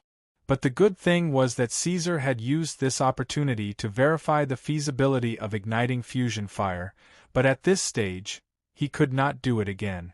No matter what, he had to wait until his body and the furnace recovered before he could do it slowly. On the other hand, he was still thinking about the matter of the monster in the dream. From what he knew so far, although it was not as effective as a true god in the main material world, Caesar's subconscious impression that it was probably more powerful than an ordinary true god. A long time ago, that existence had appeared once, but at that time, Caesar was in the Buddhist stage of having just taken his revenge. His pursuit of power was not strong, and that guy did not have a substantial impact on the Black Dragon. But after such a long time, when the mutated Black Dragon was in danger, it actually appeared once more. This was definitely not a coincidence. Even if it wasn't paying attention at all times, at the very least, that existence still paid a certain amount of attention to Caesar, bewitching and luring him into taking the bait when he was in a desperate situation. The question was, what did it want? When Caesar asked what price he had to pay, the answer was, your dream. However, as soon as the words fell, lightning flashed across the sky, and the dream shattered. Caesar even felt that before the monster at the bottom of the sea could finish speaking, his consciousness was forcibly pulled back to reality. For this, he even heard the angry roar of the existence. Although he did not know what the reason for the collapse of the dream was, it was probably not because of Tiamat's divine punishment. That guy, Caesar temporarily called it the tentacle monster, should be able to observe the situation he was in at that time through some means. Otherwise, it would not have waited for the opportunity to make a move at the critical moment and propose to give power in exchange. This meant that while the tentacle monster had the ability to drag Caesar's consciousness into the illusion, it could control the passage of time in the dream. In other words, when Caesar was in the dream, the time in the outside world was in a relatively stagnant state. In this way, Tiamat's divine punishment could not even touch Caesar's body before he left the dream, and could not pose a substantial threat to him. Without a doubt, the Black Dragon, who was in a desperate situation, hesitated for a moment. It could be said that from the tentacle monster's point of view, it was about to succeed. Then, the dream collapsed, and its actions became meaningless. It could not be that the tentacle monster's power was not enough to support the dream to continue, right? From the information that Caesar currently understood, the monster was not stupid to this extent. Then, what was the reason for the collapse of the dream, and why it let out such a memorable roar of indignation? Black Dragon, who had his head submerged in the hot spring, gently shook his head and thought hard. He subconsciously felt that this question was more important, and could have a huge impact on his future development, but he could not figure it out for a while. Wait, your dream? Black Dream? Caesar was a little surprised, and his face immediately became serious. The other party actually knew of the existence of the Black Dream, and seemed to have come for the Black Dream? That was the only explanation. He did not have anything on him that could attract the tentacle monster's interest. Black Dragon did not even have a single magical instrument on him at that time, and when the tentacle monster mentioned this matter, the dream immediately shattered. Was it affected by the Black Dream? Caesar instantly thought of many things. When he was still weak, he did not go crazy when he saw that vicious and strange little statue. He did not even show the slightest fear when he talked to that monster. It was probably not because his soul and body were different from ordinary people, but because the Black Dream helped him block some things that could affect his mind, including this time. If that was the case, that guy was probably stronger than a normal true god. At least back then, although the mother of evil dragons, Tiamat, could see through the truth of Caesar's otherworldly soul at a glance, she did not find out that there was something else in his head.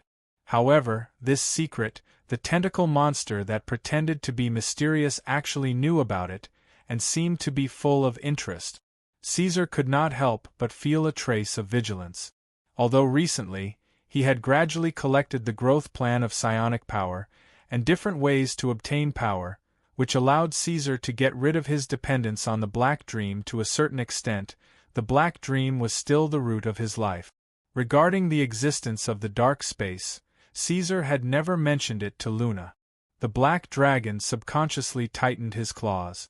The Black Dream that he was born with did not seem to appear out of thin air arranged by the heavens, but had a certain relationship with that monster? He had to be more careful.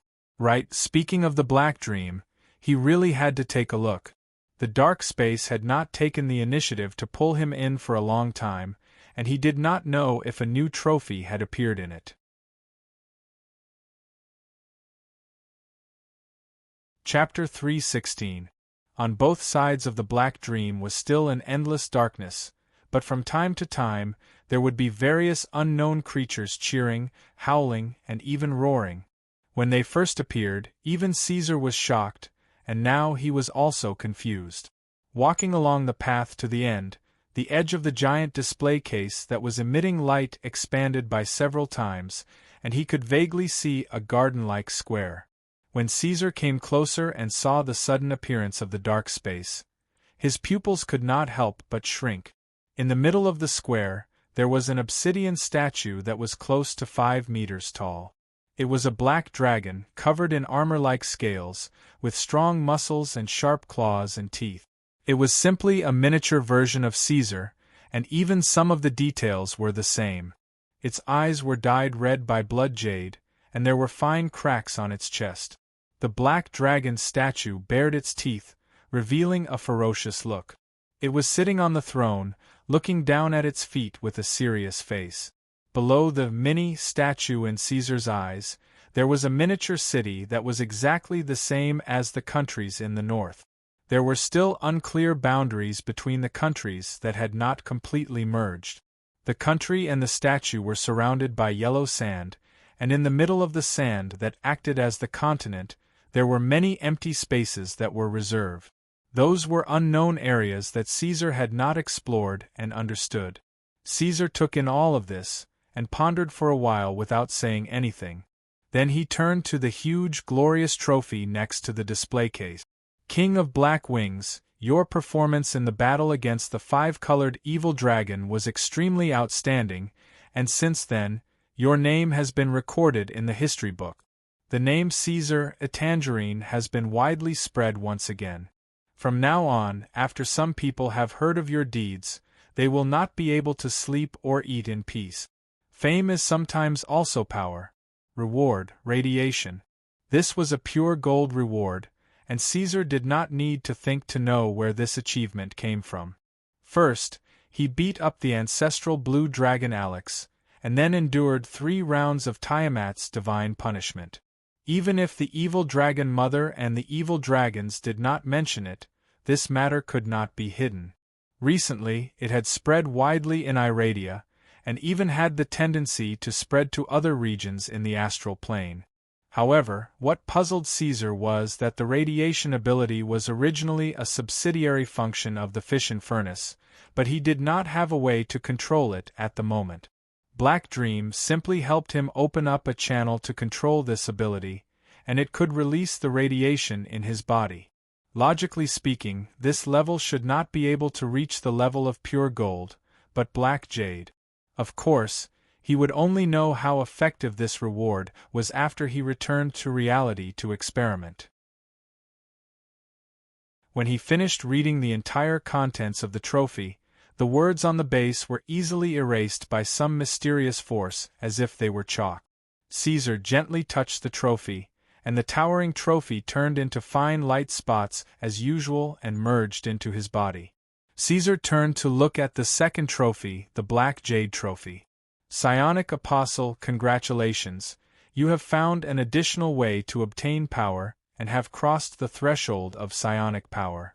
After this, your hearing, sight, smell, touch, and taste have been greatly improved, and from now on, you will have the perception ability of a true god.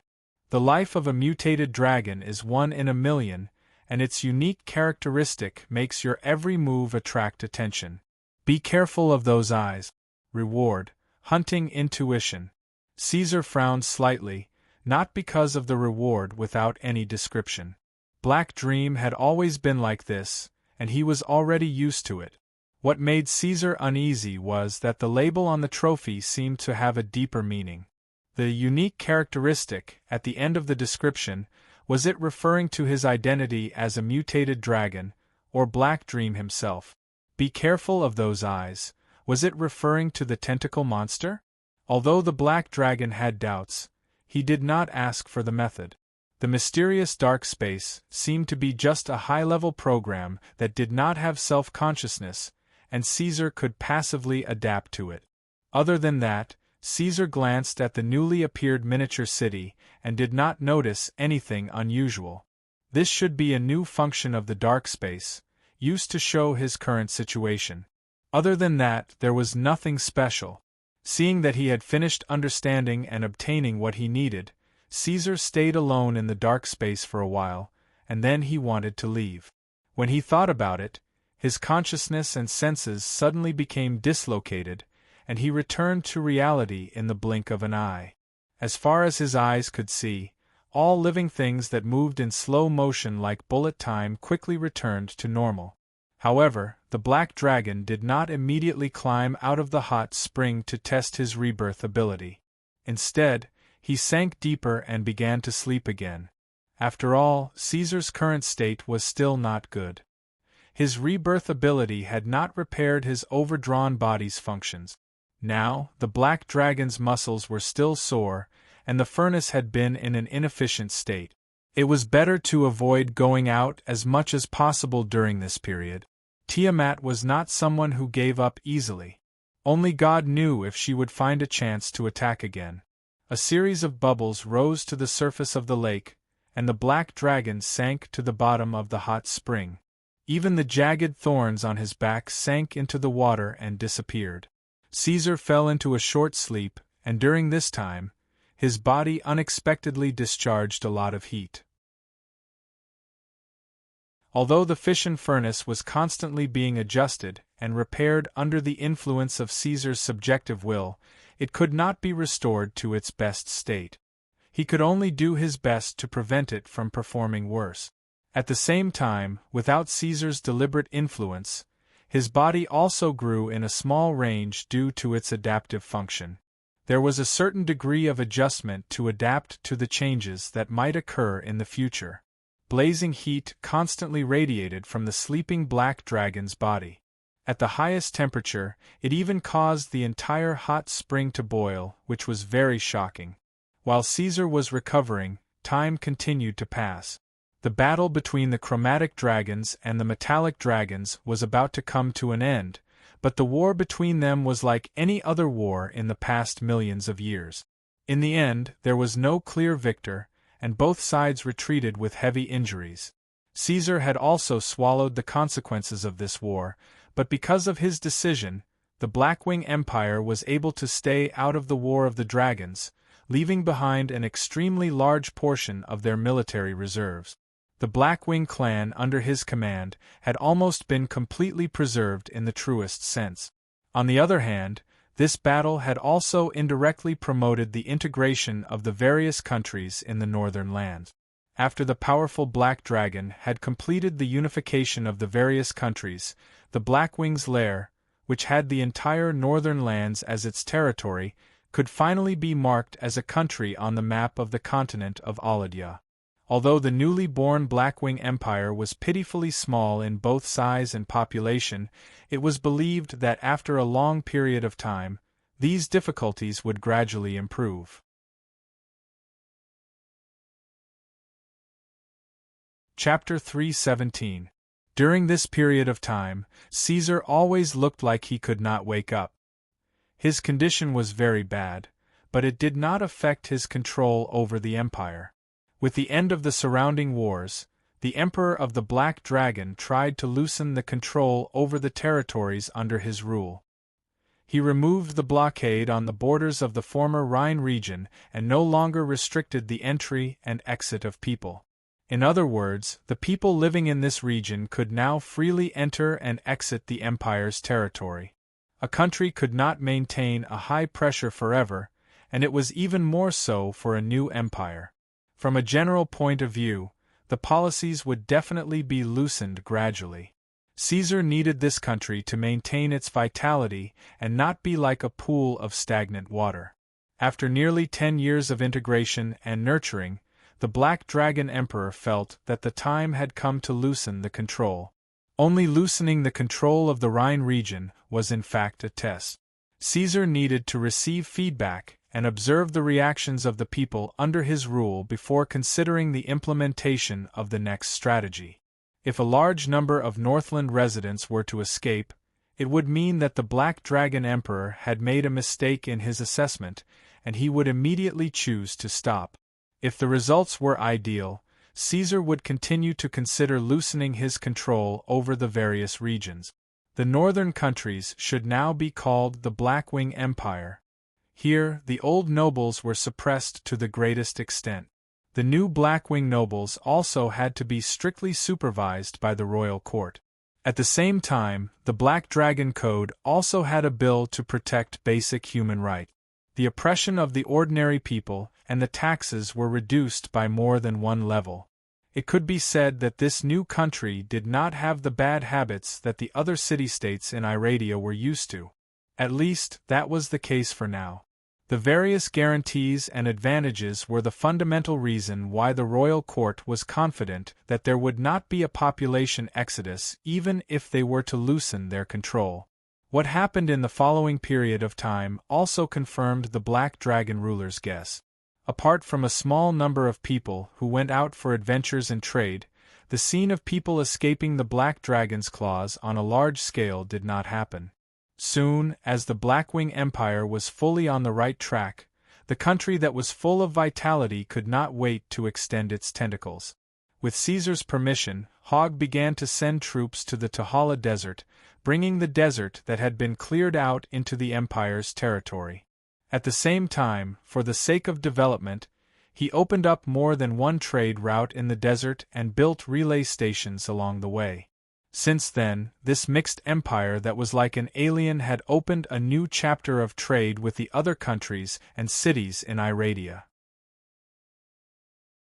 Meanwhile, in the west, the Wyverns and the Shadow Manticore had chased away the aboriginals of the Narrow Sea Islands. Ships with black sails had appeared on the Narrow Sea Islands. In order to solve the shortage of minerals and precious metals in the northern lands, the mercenaries hired by the Empire had begun a new adventure. They attempted to sail westward in an attempt to open up more and more islands. But on the other hand, the empire that had just been established did not have the ability to carry out ocean voyages. Therefore, Caesar did not pay much attention to this at the moment. He only set up his forces along the coast. If he really wanted to start the era of great voyages, he would still need a certain amount of technological reserve. What he did not expect was that, after the expulsion of the natives, the empire's territorial waters soon welcomed new visitors. Worshippers of the goddess of Wajin appeared on the surface of the sea, trying to do business with the Blackwing Empire. These merchants who smelled the scent of the goddess of Wajin knew that this was a country ruled by a black dragon. Their god had already told them. However, even if they were afraid, the power of money and wealth was not far away. For money, these people even dared to make deals with the demons and devils of the bottomless abyss and the hell of Bator. In this way, a mere black dragon was really nothing. After Caesar, who had been lying lazily, learned of this matter, he finally became interested and let Hogg warmly receive these foreign visitors. After doing enough homework on hundreds of famous true gods, the goddess of wealth, Wajin, became one of the few gods that Kay was willing to deal with. She was not an original god like the nine-faced dragon god or the black-blooded beast, but a god that was born with the emergence of civilization. Wajin was a god of absolute neutrality. Her priesthood was trade and money. Such a god would not pose a substantial threat to Caesar regardless of her likes or dislikes. Moreover, it was a good choice to have a good relationship with Wajin and her followers for the development of the North at this stage. Although this goddess was often ridiculed as a whore who could be slept with money. This time, the caravan of Wajin's followers did not bring many things. Basically, they were some alchemy potions and catalysts, as well as various books and magical items. For some poor and remote places, these things were always very popular. The position of the new Blackwing Empire in the eyes of the people on the continent was self-evident. After that, the royal court chose to eat a small loss and happily accepted the goods. They did not let the merchants who came from afar return disappointed. Then, the royal court began to negotiate with Wajin's followers about cooperation and trade. These merchants were indeed useful. Not only did they need to import, but the empire also needed to carry out export trade. The assembly line factory, which covered an extremely large area, was the second set of giant buildings built in the north under the rule of the Black Dragon, after the royal court. Now, all of them had been completed and put into production. The royal court excavated and imported iron ore, and transferred it to the Goblin workshop for smelting. Then, the assembly line factory carried out batch production. Under the leadership of the newly established Ministry of Commerce, the Northlands used the mass-produced military goods to do business with the other cities in Aladia. The empire exported swords, weapons, armor, crossbows and arrows, as well as some highly processed enchanted products. To tell the truth, when Wajin saw tens of thousands of military goods, she had already fallen in love with this black dragon. No matter which material plane in the astral world, war was the eternal theme, and in a material plane with low productivity like Iradia, there was absolutely no need to worry about selling these military consumables. Although she did not know what kind of water went into the head of Caesar Tangerine as the ruler, to sell these precious goods, there was no doubt that this would bring her excessive trade volume and profits. She had no reason not to love this big black dragon. In terms of imports, in addition to the previously mentioned minerals, the royal court relied on caravans to import a large number of alfalfa seeds from the western marshland kingdom, and began to plant them on a large scale. The alfalfa was very famous in Iradia. In the dwarf kingdom, it was used to raise cattle, sheep, pigs, and some birds. In the north, it had become a substitute for the giant creatures, such as the horse-gate lizard, steel ox, and dragon-horned goat. It was worth mentioning that the policy of the Black Dragon Emperor regarding logistics was now beginning to bear fruit.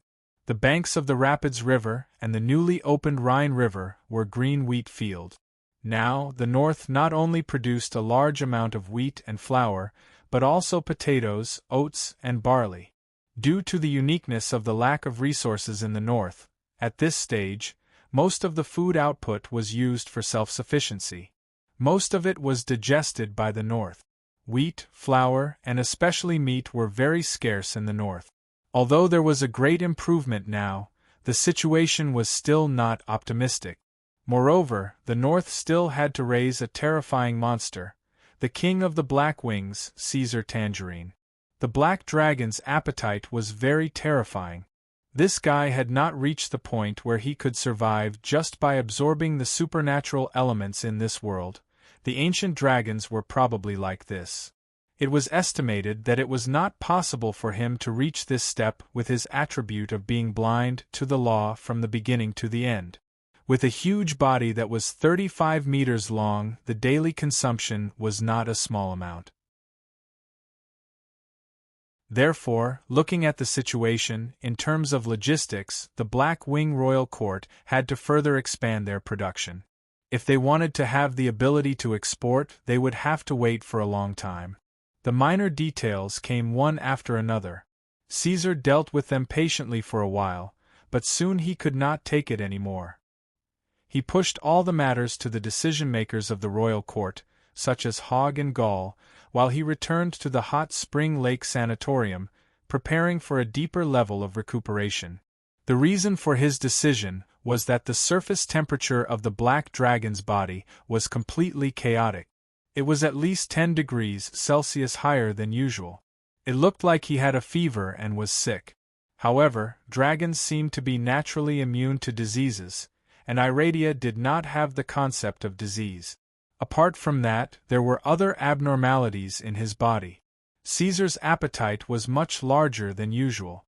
He now had to eat at least 12 specially provided base malt horn cattle every day to barely not feel hungry.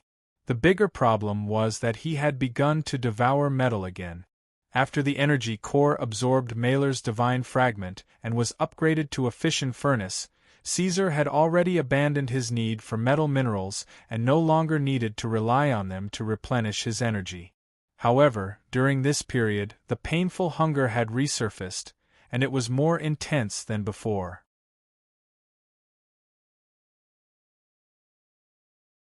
Chapter 3:18. After a long period of eating, sleeping, and eating, Caesar was finally free from the troubles caused by his erratic hunger.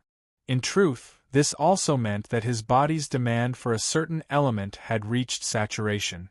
Because of this, Caesar could finally enter a relatively stable and continuous period of deep sleep. Due to the strong energy collision, the turbulence of the rays, and the loss of the atmosphere, the climate of the northern lands was constantly changing. The butterfly effect caused a chain reaction that even caused the movement of the Earth's crust to intensify. Under the pressure of the underground plates, the broken mountain range that had been cut in half by Tiamat's divine punishment began to rise continuously. Even the small hills and plains around it were being lifted up continuously. These mountain peaks were coincidentally located at the border of the Blackwing Empire. Accompanying their rapid formation was a high-frequency earthquake that affected the entire northern land. What was even more exaggerated was that due to the abnormal changes in the Earth's crust, huge cracks were constantly appearing in this region, making the path to the Blackwing Empire even more dangerous and difficult to cross. From a certain perspective, this was also a natural barrier. As the temperature continued to drop, the northern lands gradually changed into a warm and humid rainforest climate. The number of streams and lakes in the entire northern region increased by quite a bit. However, the vegetation did not increase at this stage. Looking down from above, the entire northern lands were still covered by yellow sand and plains. However, if the climate and rainfall could be maintained after the change, there was no doubt that large patches of vegetation would appear after a long period of time. The entire northern lands would become a lush rainforest. Of course, the changes in the terrain and climate were noticed by the empire. However, before the news reached the imperial court, the half-asleep Caesar had already known about it. Using this opportunity, he finally understood the function of the miniature city of Black Dream. It was essentially a panoramic view from above, allowing him to monitor the changes in the Blackwing Empire and its surroundings in real time. The Black Dragon's body now seemed to be one size larger than before. The surface of his body temperature continued to rise, and his scales revealed a dark red luster under the water as if they were red-hot molten metal. In his sleep, the ends of his scales discharged some organic and inorganic substances that had accumulated in his body due to the absorption of minerals. These impurities did not spread outwards but instead mixed with the lake water. Due to the weak energy around Caesar, they covered and flowed over his body as if ignoring gravity. Inside Caesar's body, the changes were still ongoing. The glands and sacs that secreted the exhalation substance had begun to change. They had become larger and more numerous. Some brand new honeycomb-shaped crystalline organs had also appeared in his body, especially the parts near his throat, which were rapidly developing. At the same time, his body stealthily avoided Caesar's attention, stealthily stealing the energy of the fission furnace. With this, he began to adjust his body in almost all aspects. This was also one of the reasons why Caesar had never been able to restore his energy core to its optimal state. Near the blood vessels in his body, new tubular organs began to proliferate. These organs were all hollow after they were formed, and no blood flowed through them. The ends of these tubes were connected to the fission furnace, but they did not absorb the energy it produced. It was as if they had been prepared in advance for other things.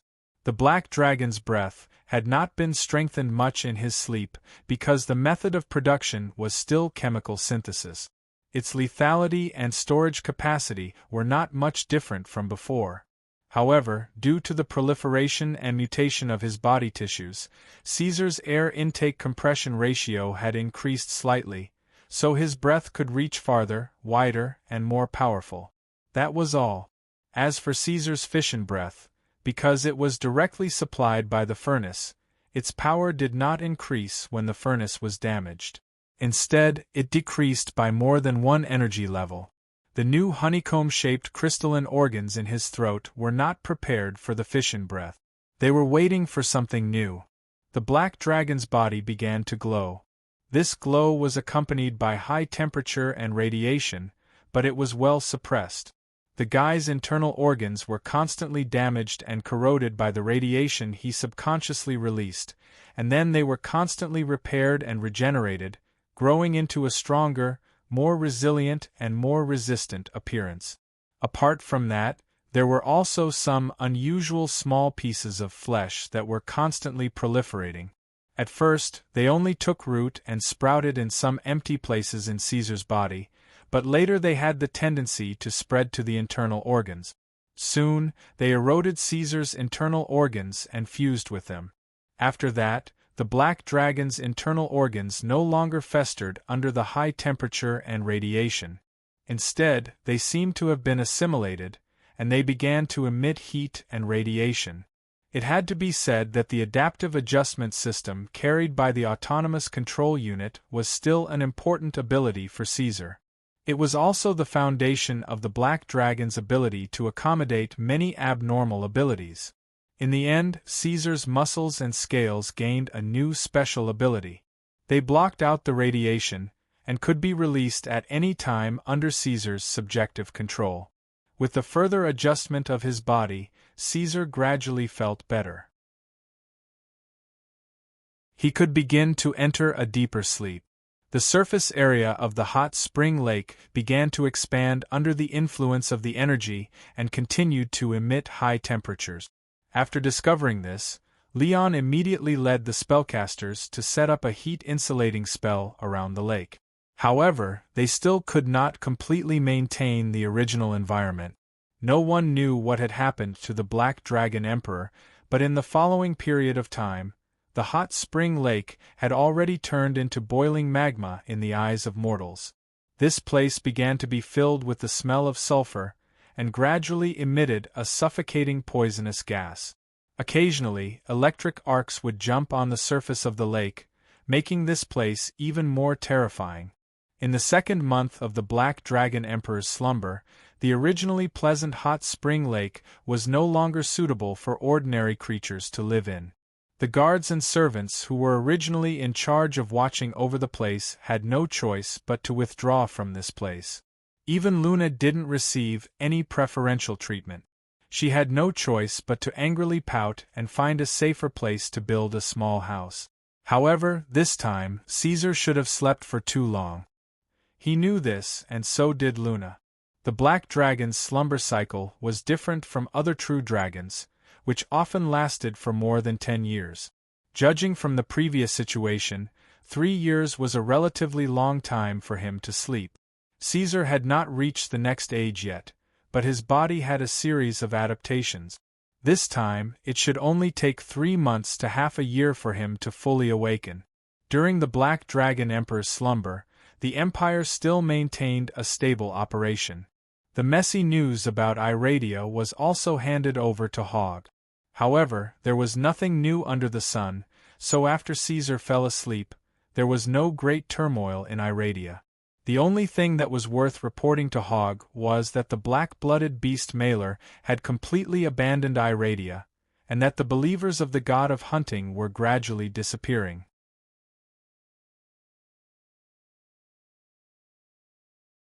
Chapter 319. Although Caesar had entered a deep slumber, the empire's construction activities had not stopped. Be it economic development or economic construction, they were all flourishing under the guidance of the wise Miss Luna. In reality, it was Hogg, walking on a path of sustainable development. The current Blackwing Empire had already occupied almost the entire northern lands, including all the untouched areas. However, they were faced with the predicament of a vast land with few people, and no one could use the land. According to the recent statistics, the total number of humans in the empire had not even reached 3 million.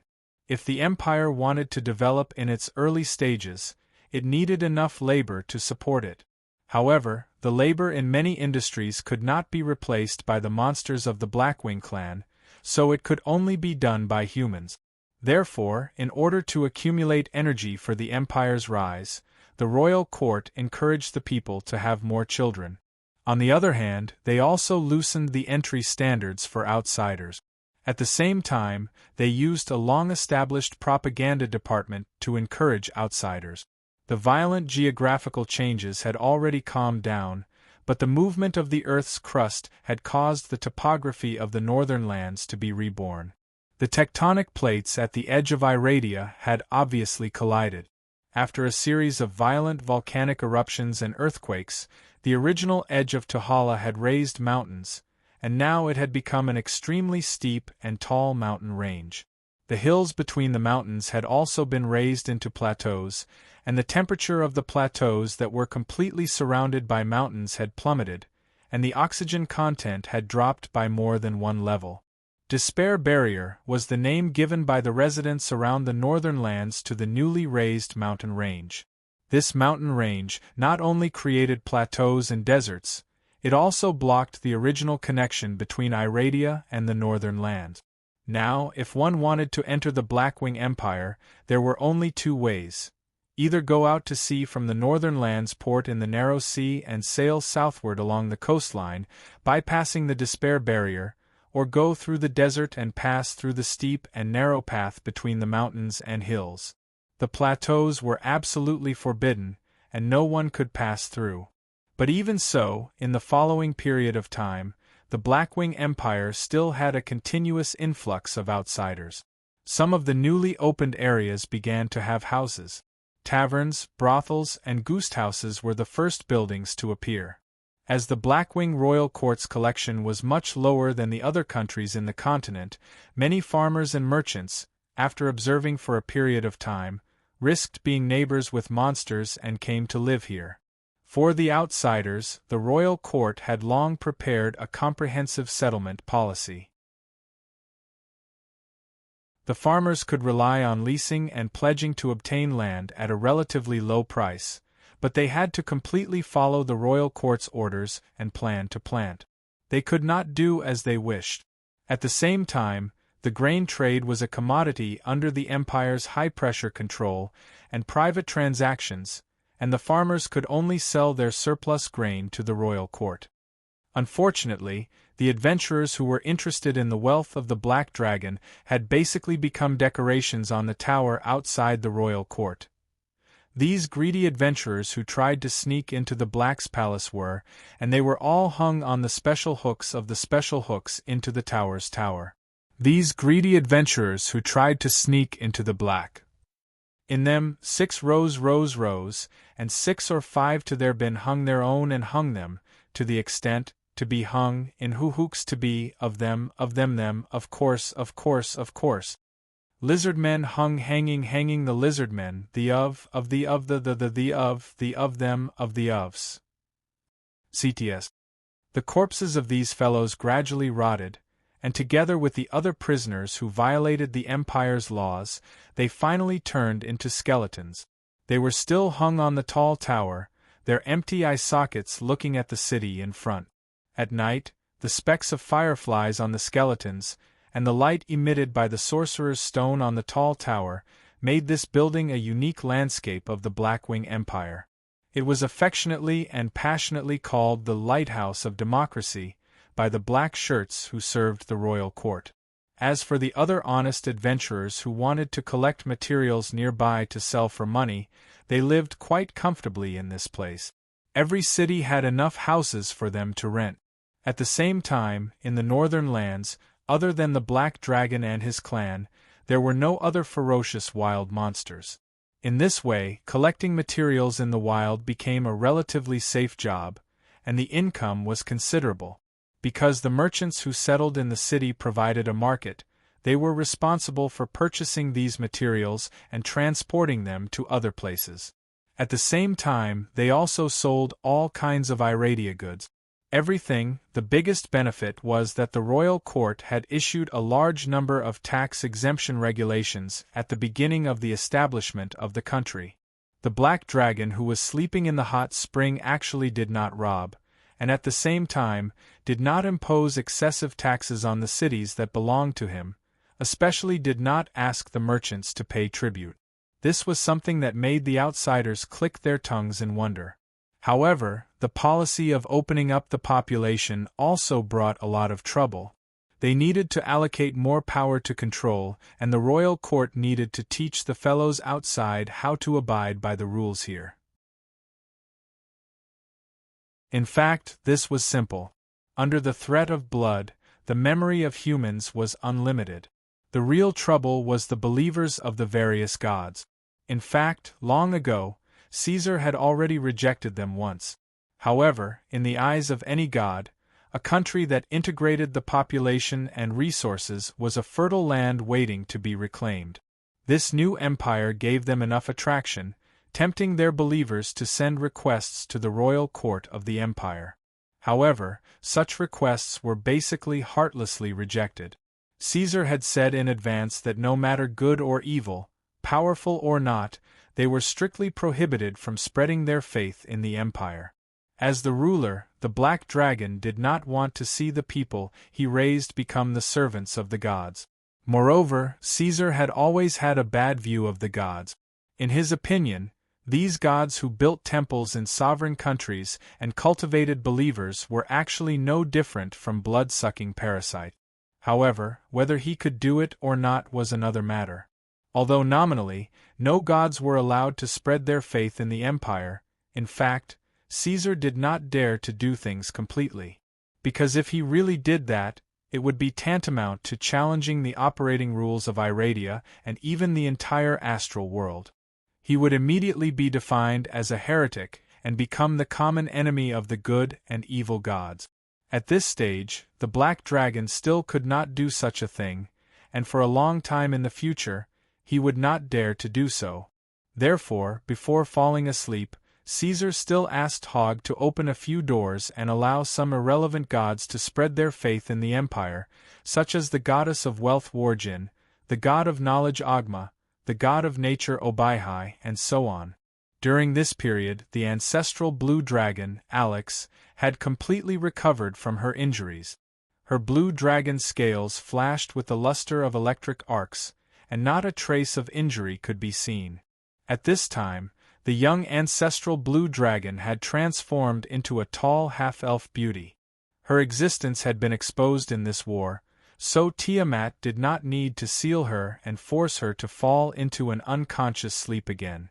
Alex withdrew from the Northlands, but she did not go far. Instead, she built a nest in the southeast of the Blackwing Empire. After the war ended, she used coercion and threats to force a large number of color dragons to pledge their loyalty to her. She led these evil dragons to form a brand new faction, which took root in the desert plains in the southeast.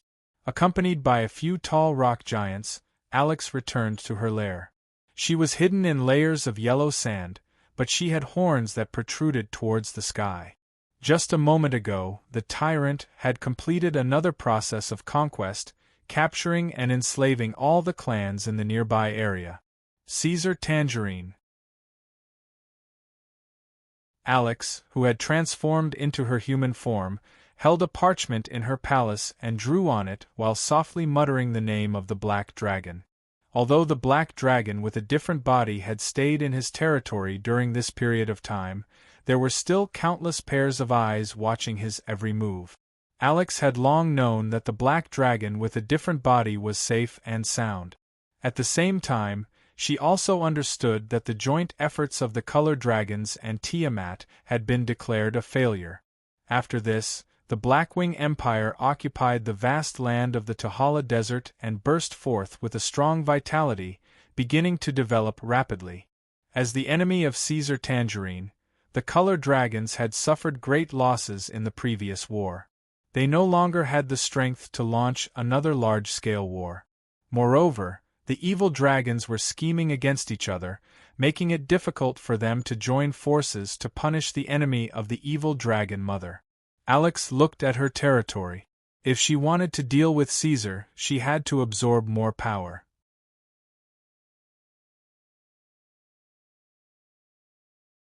Chapter 320. The changes in the northern realm had never stopped, just like Caesar's body was always changing. Cracks and craters appeared all over the island, and the vast cavern created by the movement of the Earth's crust formed a terrifying forbidden land. Collapses and expansions occurred every day, and along with that, lava and intermittent boiling fountains gushed out from underground, forming many colorful hot springs in the sunken ground. Generally speaking, the climate and terrain of the northern realm were still developing in a good direction, and such a land was not without existences that wanted to spy on it. At the very least, this place was now very suitable for the red dragon to live in. The blue dragon, the green dragon, and even the black dragon could also build their nests here and live a good life. However, no evil dragon, or rather, no dragon in the vicinity dared to set foot on this land. The majesty of Caesar Tangerine, the Black Dragon King, was not to be blasphemed. The evil dragons did not dare to bet that the mutated dragon would not slaughter the true dragon that dared to appear near his lair. Even the tyrant Alex, who was lurking around, was only thinking about how to trip Caesar and cause trouble, and did not consider the matter of invading this land. Apart from that, the sudden change in the northern realm's climate had attracted many outsiders. In the vast lakes and swamps, many creatures such as hippogriff, staghorn beasts, and griffins had migrated here. Following that, there were also elfin creatures that could form contracts with these creatures. Caesar did not care how many animals there were in his territory, and the existence of elfin creatures was not within his sight. That fellow was now in a deep slumber. Meanwhile, the huge and magnificent buildings in the heart of the Blackwing Kingdom, which were almost entirely built of quarried and polished granite, were growing day by day under Hog's command. The soldiers and people under the Black Emperor were fully devoted to the work of building a city for their master. The originally damaged city walls were repaired and carved with various patterns. Large buildings such as theaters, arenas, and arcades began to appear in the city. They occupied the core of the kingdom, and ordinary people were responsible for guarding them, just like the subordinates of a big brother. The complex prison system and transportation channels had also been completed, and were connected to the first underground drainage channel. Because of the existence of the gifted Ankegs, Hog, without the support of any spells, had built an underground channel that could allow the army to march in columns with their heads held high, in order to cope with the possible climate change in the northern realm in the future. The construction of the royal city alone had cost the empire a considerable amount of wealth accumulated during this period, and to be honest, many of them were considered cosmetic projects. However, as the main city of the empire, such a project was indeed necessary. Although Caesar himself didn't care about it, he couldn't do without it. This was the symbol and facade of a country, and due to the restrictions of many factors, this was the best result that the empire could achieve at this stage. Hog was smart. If it was only for this reason, he would not have dared to spend so much wealth. Although Caesar was not as stingy with money as the other true dragons, it did not mean that the Black Dragon Lord did not love money. Logically speaking, such extravagant spending would incur the wrath of His Majesty the Emperor. However, Hogg considered another matter. Luna, whom the Black Dragon had been longing for, was about to come of age, and the Empire was about to welcome its queen. It would be a grand celebration, and the royal city should also look like a royal city. Another consequence of the changes in the Northern Realm's crust was that the passage to the Underdark had been connected. When Caesar first went to the underground laboratory, he discovered that the Demolic and the Spellcaster team had excavated a new magic node. After inspection, it was determined that it was a brand new passage to the Underdark. However, the Black Dragon was not interested in it at that time, and did not take the initiative to explore it. He only sent his servants to watch over it, and put it aside. Now, this magic node was affected, and the Underdark was connected to Iradia. The underground race quickly discovered this unforeseen event. They attempted to infiltrate the surface and migrate to the underground world along the magic node. After discovering this problem, Hogg immediately deployed his army to suppress them. A small-scale war thus unfolded below the Black-Winged Kingdom. The first intelligent creatures to appear on the surface were the Taurens that Caesar had been searching for a long time. These guys with big heads and two horns drove strong Kodo beasts into the Underdark and started a war with the Blackwing army. In addition, there were some Duergar, Draconians, and a large number of low-intelligence or even unintelligent scaled lizards, terror-claw beasts, flame rats, and so on. This force, if placed in the Lion Kingdom in the Northern Realm, would not be considered weak. It would not be easy for Grand Duke Lionheart to deal with them, and small-scale disturbances would be inevitable. Unfortunately, this time they kicked a real iron plate. The Blackwing clan had almost perfectly survived the previous war, and after a long period of training and reproduction, their combat power had increased. Those mutated clan leaders were also monsters that ordinary creatures could not deal with. After testing the strength of the opponent's attack, Hogg felt that there was no need to alarm the Black Dragon Emperor. The Blackwing clan's army was enough to deal with all this. The natives of the Underdark had no way to break through the defense line hastily set up by the palace guards. After the support arrived, the army led by the demon hounds and wyverns quickly pushed the front line back and turned into a continuous wall of minced meat, killing all the monsters that tried to invade. The corpses were stored as food. The creatures that lived in the Underdark for a long time did not have delicious meat, and there was a sour taste. However, the Blackwing clan had also inherited their master's good appetite, and had always been eating meat. The war was still going on. There was no other way. Although Hogg had the authority to deploy the Empire's army, without the Emperor's order, the Jackalan Great Commander did not dare to make the decision to take the initiative to attack. He did not know much about the new Underdark, so he did not choose to take the initiative to set foot in. In the continuing timeline, Caesar finally woke up. After sleeping for more than half a year, the changes in the Black Dragon's body finally stabilized. On the day the Black Dragon woke up, the lava in the hot spring began to surge like never before.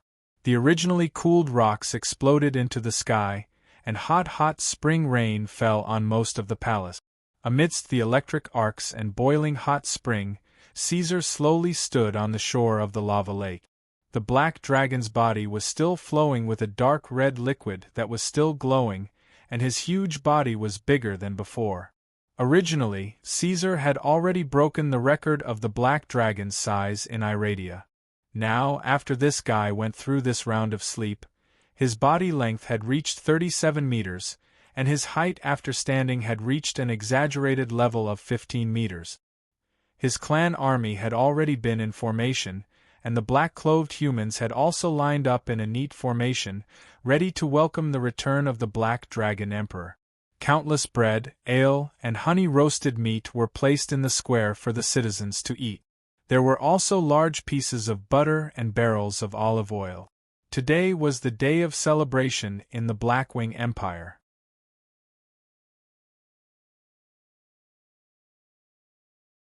Chapter 3:21. Although this deep sleep had improved Caesar's body size, it did not make his combat strength stronger. Putting aside the new ability he had obtained from the Black Dream, the fusion fire in Caesar's body had not been ignited, and the fission furnace had never been restored to its perfect state.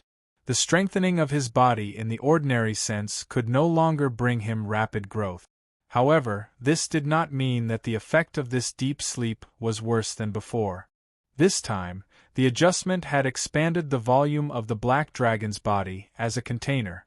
Although it did not increase the volume of water in the container, it allowed Caesar to deal with possible changes in the future in a more relaxed manner. After the events that had happened during this period of time were sorted out, they were reported to Caesar one after another. He soon learned about the development of trade, the migration of people, the construction of the royal city, and the invasion of the Underdark. But compared to these, the first thing that Caesar paid attention to was a group of people who had been sent to the royal court. The goblins. A large group of goblins. A large group of unusual goblins. A long time ago, a large number of goblins had joined the Blackwing clan. These guys were currently serving the Black Dragon Emperor in the arsenal. However, some of the goblins that Caesar saw this time were somewhat different from the dirty, ugly, thin, and weak ordinary goblins. Although these goblins also had pointed ears, they looked more like dwarfs with pointed noses. These goblins did not stink. Most goblins were dirty and disgusting, and they emitted a rotting smell. Speaking of which, this was the first time that Caesar had seen goblins that did not stink. The cleverness in these guys' eyes was far from what ordinary goblins could compare to. These characteristics made them very different. If they were mixed in with tens of thousands of ordinary goblins, it would not be a big deal. However, after being selected one by the gnolls and gathered together, they looked like another group. Caesar didn't know where these goblins came from, just like how he didn't know how a genius like Hogg could be born among the gnolls. However, this didn't stop the Black Dragon Emperor from being interested in these goblins. According to the statement of the wild boar in charge, these unusual goblins had a very strong learning ability. They were able to quickly master some of the first jobs in the munitions factory. In addition, these goblins also had an innate talent that the wild boar did not know how to describe. These goblins were very disobedient and always caused trouble in the munitions factory, causing all kinds of explosions by artificial means. Unlike the ordinary goblins, these goblins with sharp noses and extraordinary talents actually started to do research on their own without anyone teaching them. Some of them were passionate about researching ways to create explosions, while others had their eyes on the most common item in the arsenal, steam. They secretly made various modifications to it. These unusual actions were also the reason why they were singled out by the jackalans and boars. Caesar looked at these pitiful goblins kneeling in front of him, trembling in fear. After he asked about the goblins in detail, he had an idea. Unlike the research and development team in charge of magical power, these goblins with a talent for scientific exploration were very suitable to embark on another research path, a path that didn't rely on magic and purely followed the laws of matter. The initiation of thermal weapons, gunpowder. This was the first thing that came to Caesar's mind. Gunpowder could be said to be a must-have farming tool for any transmigrator. The materials came from a wide variety of sources, and the technical requirements were very low. It was extremely easy to make. As long as you knew the best ratio of sulfur, charcoal, and saltpeter, you could mass-produce gunpowder. However, the Eladians were not stupid. A long time ago, gunpowder had already existed in this world.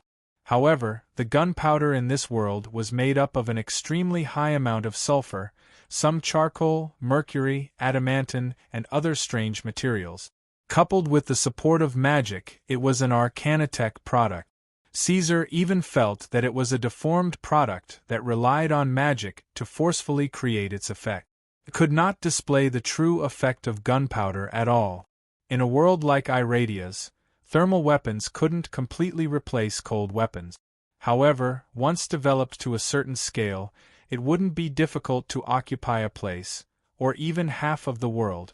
And as a vast world where intelligent creatures had developed for thousands of years, the main reason why there was a blank space in this area was because of the proliferation of supernatural forces. No one in Iradia knew that even without magic as a medium, pure gunpowder was still a very terrifying weapon. Yield was everything and art was the explosion. Black Dragon gave these unusual goblins a paradise where they could do whatever they wanted, allowing these noisy goblins to tinker with their favorite things. Of course, there was a price. If these fellows couldn't complete the task given by the court, their fate was self-evident. Logically speaking, this matter should have come to an end for the time being. However, that wasn't the case. In this process, Caesar couldn't wait to test out his newly acquired ability. In the court, he released his own radiation. Don't be nervous. The reward from Black Dream wasn't as simple as imagined. There was no doubt that radiation was controllable. The so-called radiation was actually a general overview. After awakening, Caesar knew very well that he could release two different types of radiation, benign and malignant. The goblins mutated very quickly. This was the first time the Dark Dragon knew that the effects of radiation could be so rapid. The long-nosed goblin's first reaction was to heat up. However, the high temperature that was enough to evaporate the water in their bodies was not enough to burn these goblins to death. In this process, their sweat glands were sealed and passively shut down, causing them to be unable to perspire on their own. Following that, under Caesar's observation, the goblins fell into a state of delirium. Their bodies rapidly shrank until they completely lost the ability to move. All of them fell to the ground and fell into a state of shock and unconsciousness. The effects of radiation continued.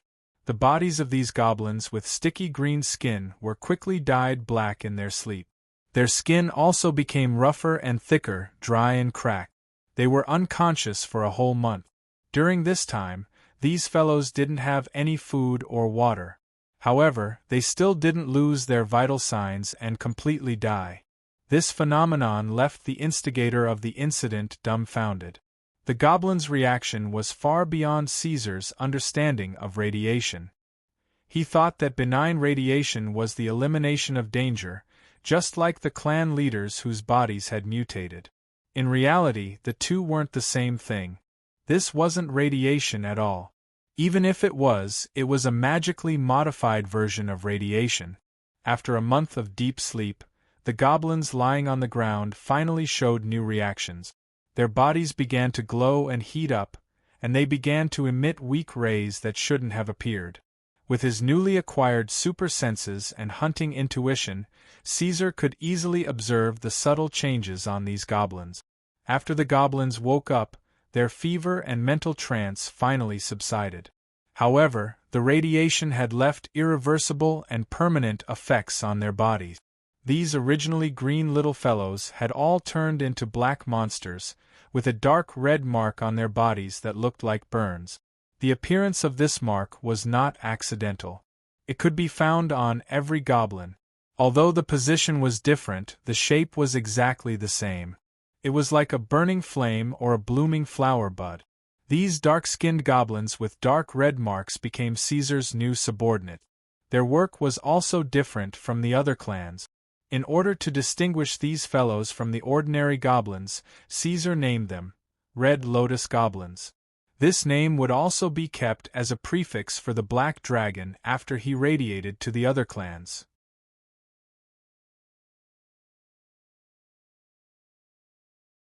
Chapter 322. As early as when Caesar took over the northern kingdoms, he had already planned ahead and made a series of subsequent city plans. Things like assembly line factories, card workshops, and even the newly built weapons research facility were all located in the suburbs and built around the king's city. This way, they could be gathered together for effective surveillance. With the help of spellcasters, the construction of the research facility, which was built with bricks and rocks, was extremely fast. Moreover, it would not affect the construction progress of the empire's other works. The power of money knew no bounds. In just half a month, Caesar had ordered the caravan to purchase a large amount of saltpeter from the kingdom of Swamp in the southwest. Now, all of it was transported to a nearby warehouse to be stored. When it was time to use it, the human servants would grind and weigh it and send it in batches to the weapons research facility of the Red Lotus Goblins. Of course, it was the same for charcoal and sulfur. However, these two materials did not need to be imported. They could be obtained locally in the northern kingdoms. The transportation and mixing of the three materials was done by the monsters of the Blackwing clan. Others could not come into contact with this stage. The advantage of this operation was that it could minimize the risk of the secret being leaked. However, it was only a decrease. If it really attracted the attention of the gods, Black Dragon estimated that he would not be able to hide it for long. The Empire's magical power was still far from reaching that stage. According to the chemical laws in Caesar's memory, the best composition of sulfur, charcoal, and saltpeter that could truly unleash the power of gunpowder should be 1.1.5.7.5. However, this was only a formula derived from the laws of matter on Earth. Whether or not Iradia had a better composition required continuous experimentation and exploration. Caesar was very interested in the development of gunpowder. He personally came and sat outside the newly built weapons research facility. He watched as the wild boars weighed out 20 pounds of gunpowder and slowly placed it on a large piece of parchment that was spread out. According to the Black Dragon's requirements, the gunpowder had undergone a series of meticulous processing such as mashing, soaking, pressing, drying, screening, and so on. Now, it had all appeared as particles of uniform size. In theory, it was extremely dangerous, flammable, and explosive. In order to prevent accidents, the entire production process was independent. The production of gunpowder had not been introduced into the production model of an assembly line for the time being. The process of pouring and weighing the gunpowder was repeated 4 times. The amount gradually increased. The last batch weighed a full 100 pounds. After everything was done, Caesar helped the wild boars to fold the parchment layer by layer. He then watched them use rope to tie it tightly into a ball. That's it. Luna's eyes widened. This thing in front of her was the big treasure that Caesar had mentioned? The Black Dragon did not hide this from her, so she knew the entire process of making gunpowder. But how could gunpowder be made into gunpowder without the support of magic? Could they only use sound to frighten the enemy? The little fellow thought about it carefully and found that it was indeed feasible. Although she didn't know how the others were, if the sound was loud enough, she would still be scared. Humph, humph. The big Black Dragon shook his head and ignored her. He snorted twice and stuffed the 4 bundles of gunpowder into his claws. You will know later. About 30 miles south of the Khaki border, in the vast uninhabited area of the Tohala Desert, was the test area that Caesar had designated this time. A part of the Red Lotus Goblins and the army had been waiting for a long time. Hogg had also come. As the most powerful supporter of the Black Dragon, Caesar felt that it was necessary to let Hogg know about such things. This was so that when he fell into a deep sleep in the future, Hogg, who was temporarily in charge, could use these new weapons more rationally. According to His Majesty's orders, the army of the Blackwing clan had already pulled up a long cordon. Near the center, there were even wyverns and centaurs patrolling to prevent any outsiders from approaching. Caesar took Luna and made a circle in the air.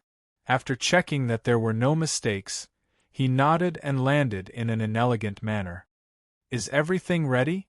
As per your orders, Your Majesty. The wild boar people brought an army and walked over. They were guarding a few huge moving cages. Luna noticed that there were snake owls, terror claw beasts, and rock giant. In addition, there was an adult horse-gate lizard behind them. The horse-gate lizard again, Luna wiped her forehead. Anyway, as long as it was not something good, the horse-gate lizard would be involved. Other than that, there were also some captives from the Underdark. The large-scale war below the palace was still ongoing. However, ever since Caesar appeared, the monsters of the underground clans all fled back into the underground cave. Caesar did not have the intention to chase after these guys. Therefore, after subduing the Tauren clan, he handed this matter over to the Dark Twin Stars, who had always had a weak presence. He sent Garen and Blakesia to be in charge of integrating the forces of the Underdark. The two little dragons were very happy about this. After following Caesar for so long, they already knew that their elder brother had developed and thrived in an enclosed Underdark. This gave them great expectations and dreams as they tried to follow Caesar's path. After undergoing the transformation and removing Tiamat's divinity from their bodies, Caesar was still able to give them some trust. The two little dragons were not stupid. At least Garen was not stupid. They probably would not do anything that would bring trouble upon themselves. Very good. Bring the weakest one over first. After waiting for everything to be ready, Caesar handed the smallest amount of gunpowder to Hogg. He let the gnoll use his sharp claws to cut a small hole in the sheepskin bag to leak some of the black gunpowder. Even the smallest bag weighed 20 pounds. If it was on Earth, this would already be an extremely dangerous item. However, in Iradia's world, one could not use common sense to measure it. The larger the amount, the better. Black Dragon ordered everyone to retreat and maintain a safe distance. He did not move. He brought little Luna and stared at the ferocious snake owl in the cage. The mass production and test detonation of gunpowder was not something that Caesar did on a whim. Long before this, under his guidance, the Red Lotus Goblin had already done a small amount of ignition test. It turned out that following the formula was indeed feasible. Although he did not know if Iradia had a better mixing method, at least for now, there was no problem in creating gunpowder this way. Therefore, Caesar was not worried about the result. However, he could not help but feel emotional. Compared to the increase of his own strength, this was a completely new feeling. From now on, Iradia was the turning point of history or the turning point of the future. Firearms that purely followed the laws of matter would step onto this stage dominated by supernatural forces. What kind of sparks would appear after the curtains were drawn were still unknown. However, Caesar Tangerine and a black dragon would become the curtains of this extraordinary beginning. After waiting for everything to be ready, the black dragon squeezed out a flame jet from between his teeth and ignited the gunpowder.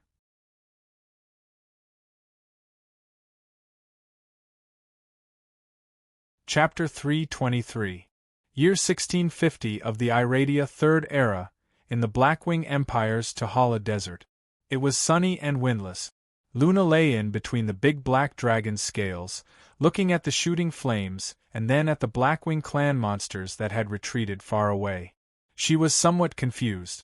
For some reason, the weather in the northern lands had become strange during this period of time.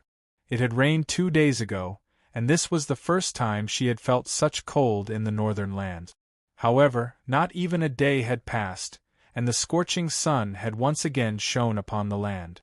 The high temperature that could roast a person had returned, and the air was filled with a burnt smell. Thinking of this, for some reason, Luna subconsciously shrank her body into the big black dragon's scales. The next moment, a deafening sound suddenly rang out. As the distance was too close, the sound wave and the shock wave arrived at almost the same time. Luna felt as if the world had lost all sound in an instant. Strong winds surged and her ears buzzed. However, the surroundings quickly quieted down once more. The magic necklace on her body had determined that there was something in the outside world that could cause her harm. It automatically took effect, covering the forest fairy's body with a layer of frost armor, isolating her from the shock wave and sound wave. The little fellow raised her head, only to see gravel and soil splattering everywhere like rain. A turbid dark cloud rose from the ground. Compared to Luna, Caesar's observation was much more detailed. He received the impact of the explosion without any protection, but this level of impact did not affect this monster-like fellow.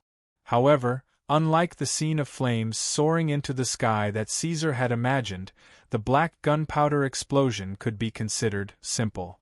The flames disappeared in a flash, followed by an ordinary explosion. If one did not stare at it, ordinary people would not even notice the appearance of the flames. Logically speaking, this should be the case. The black gunpowder did not rely on flames, but the impact of the instant explosion. Therefore, after the boom, what really appeared was only gravel and soil that had been blown away by the shockwave. Luna opened her eyes wide, looking at this inexplicable scene of rain filling the sky, exclaiming like a child. The fellows from the Blackwing clan standing further away were all dumbfounded. Among them, only Hogg knew that they were here to test out a new weapon of His Majesty the Emperor. However, even Hogg did not expect the weapon to be so astonishing. His ferocious wolf face was filled with bewilderment and uncertainty. Hogg was not a mediocre gnoll who had never seen the world. He knew that the scene in front of him was not unique, and it was not difficult to replicate it. It was also possible to rely on a mage to cast powerful spells. Hogg knew in his heart, but he knew that the Emperor did not know magic.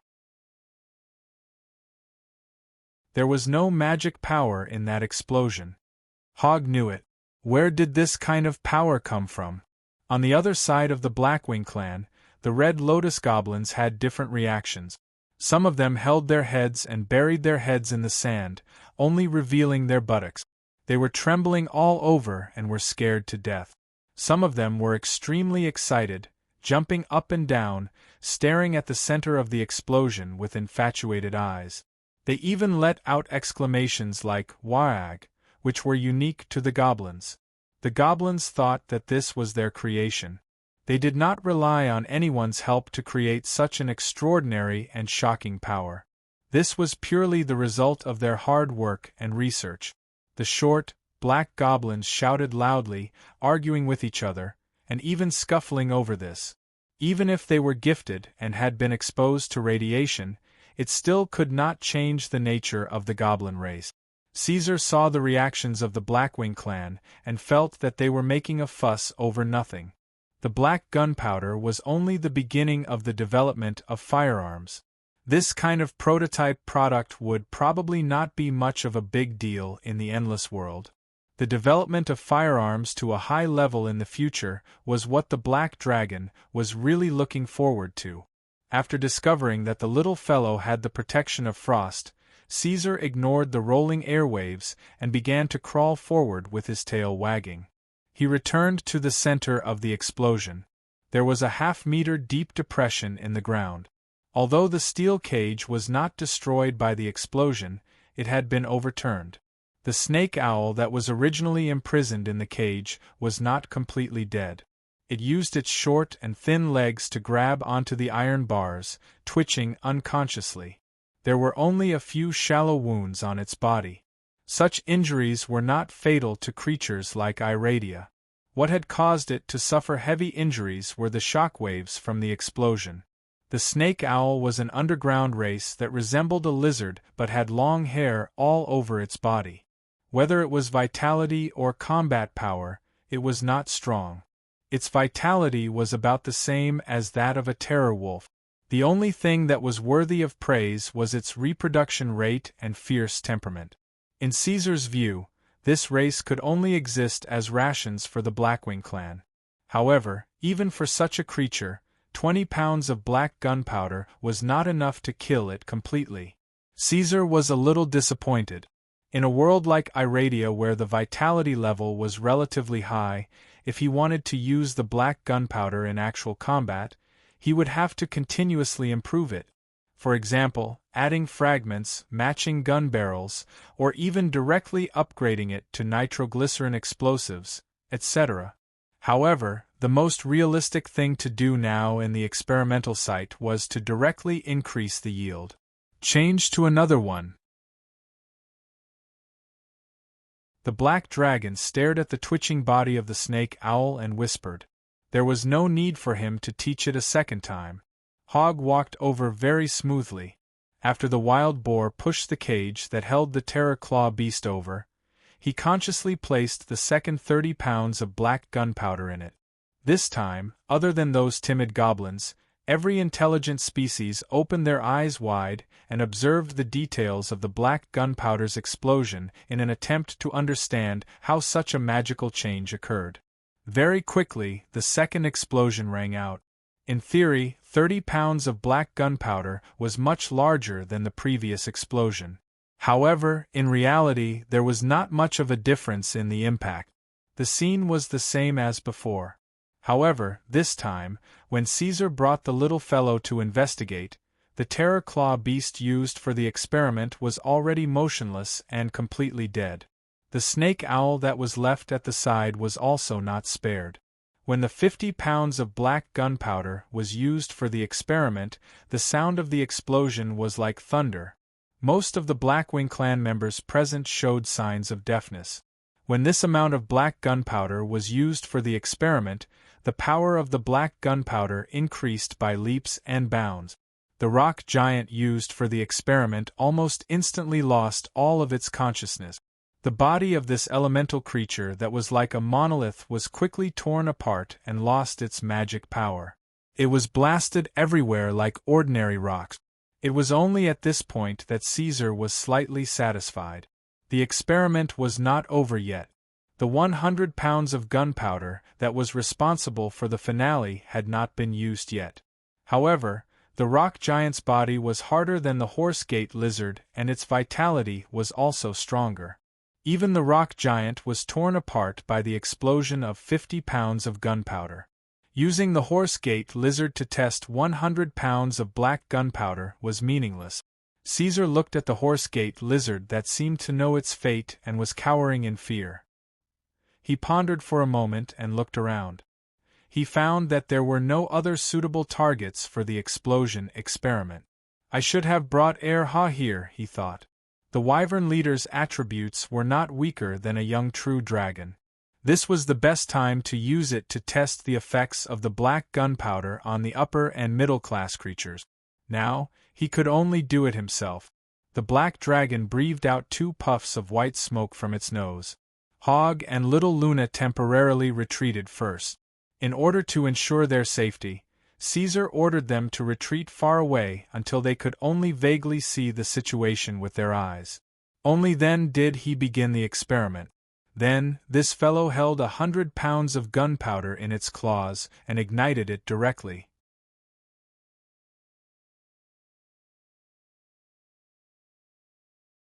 Chapter 324. Caesar narrowed his eyes, and a majestic force exploded in his hand.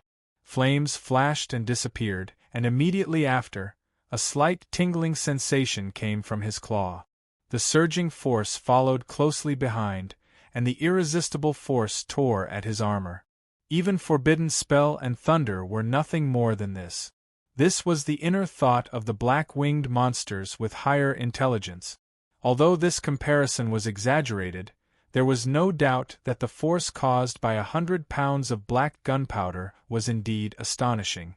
It was a pity that it was useless to Caesar. Cough, cough. The black dragon coughed twice, and the numbness caused by the explosion quickly disappeared. Other than the fact that his nose was covered in dust because of the stupid experiment, the damage caused by the explosion was infinitely close to zero. When the smoke dissipated, Hogg's sharp ears were still buzzing. He sent Luna back to the black dragon's side.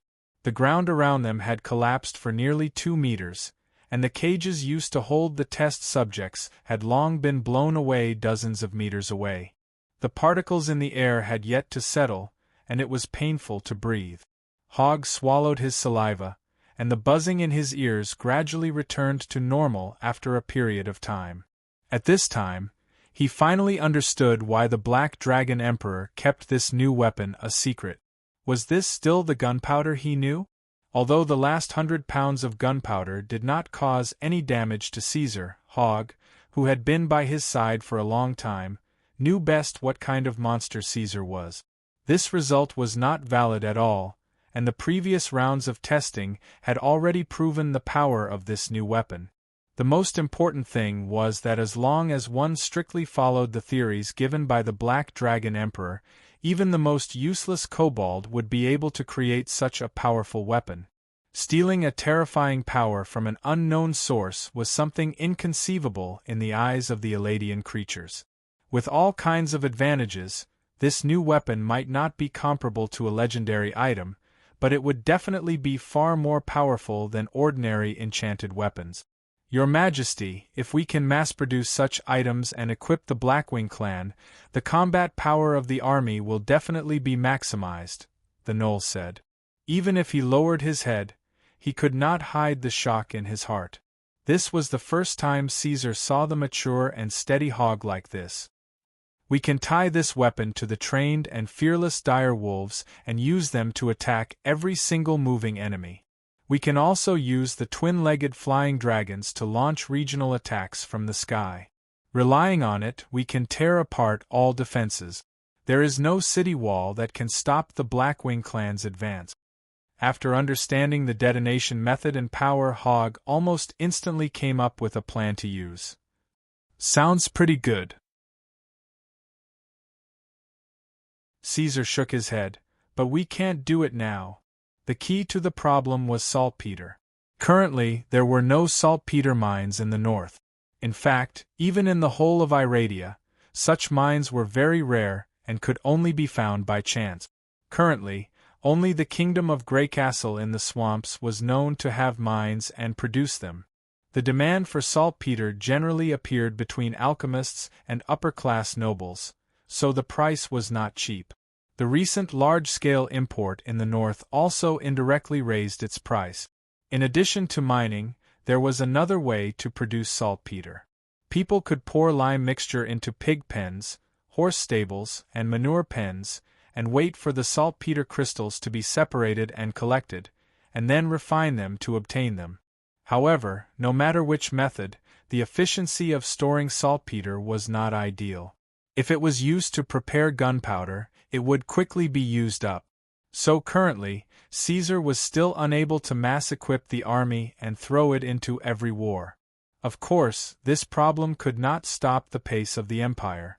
Emperor Black Dragon had already sent an envoy to visit the Kingdom of Swamps, hoping to establish diplomatic relations with the dwarves in an attempt to establish long-term trade relations with them.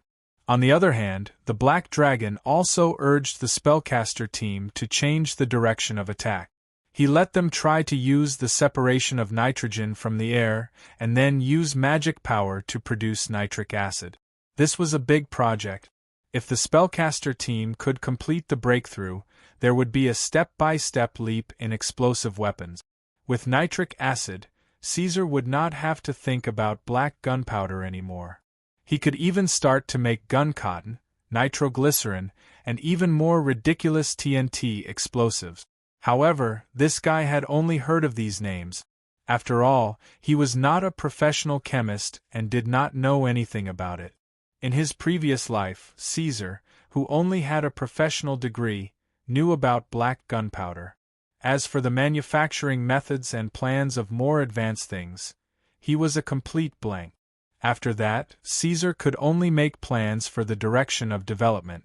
The real production of weapons still depended on the exploration of the Red Lotus goblins. This was also the significance of the Weapons Research Institute. He could not let the Black Dragon Lord do everything himself. Huge amounts of gold coins and collectibles glittered, but no one looked at them. On the side, Alex reluctantly ignored the attraction of these treasures and focused her attention on the three strange creatures in front of her. The three automatons creaked as they moved their arms and legs, swaying their massive bodies. Although these strange creatures had no eyes, one could still sense the uneasiness, nervousness, and agitation in their hearts through their movements. This should be the first time Iradia has seen such things, Alex thought. The creatures in front of her did not look much different from the elemental golems, but in fact, they were not the same thing. Their scientific name was giant demonized golems, which was generously bestowed by Tiamat. This was a technology that the evil dragon mother had obtained from a more developed world under her rule. Now, she had passed it on to Alex to deal with the black dragon. These giant demonized golems had the ability to think independently, which was many times more advanced than the war golems that had no consciousness. Their souls were transplanted to Alex's most loyal and capable kin. Not only were they immortal, but they were also immune to most magic like the Titans. In terms of construction technology, these monsters belonged to the category of physical construct life. It was much simpler and faster to make than elemental construct life. Although the technology involved was more advanced, the effect was rather crude. The giant demonized golems only needed to transplant souls into them to be able to move.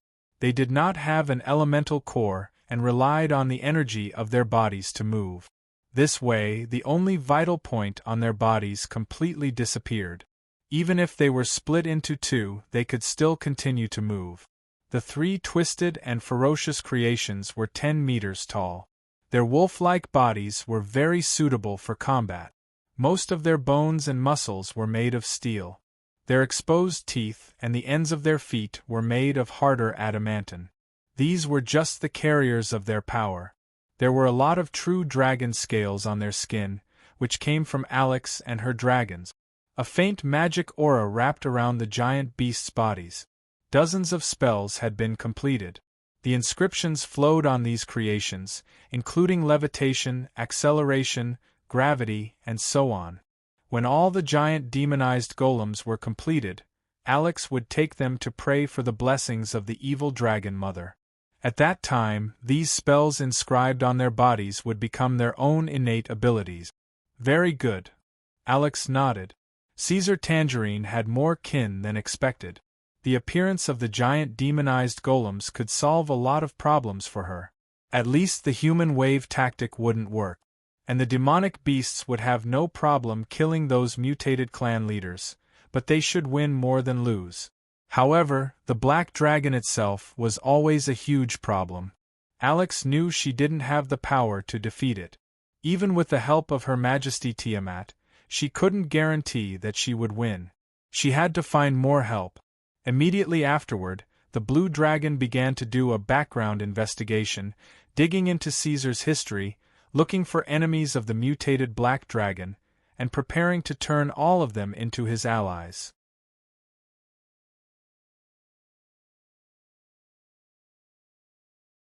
Chapter 325. The caravan followed the narrow ropeway all the way to the Despair Rampart.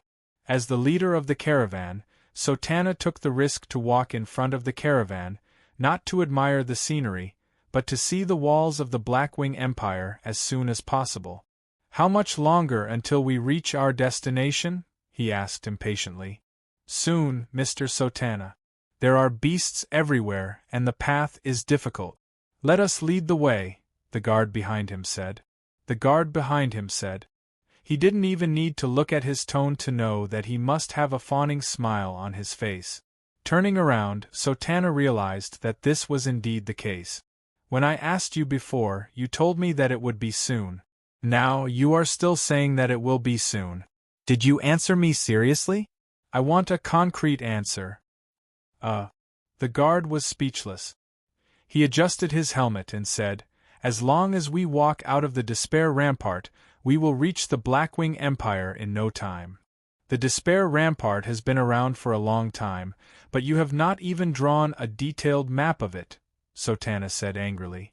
"What did you do the last time the caravan sent you here? Other than bringing me a bunch of barely usable weapons and armor, what else did you do?"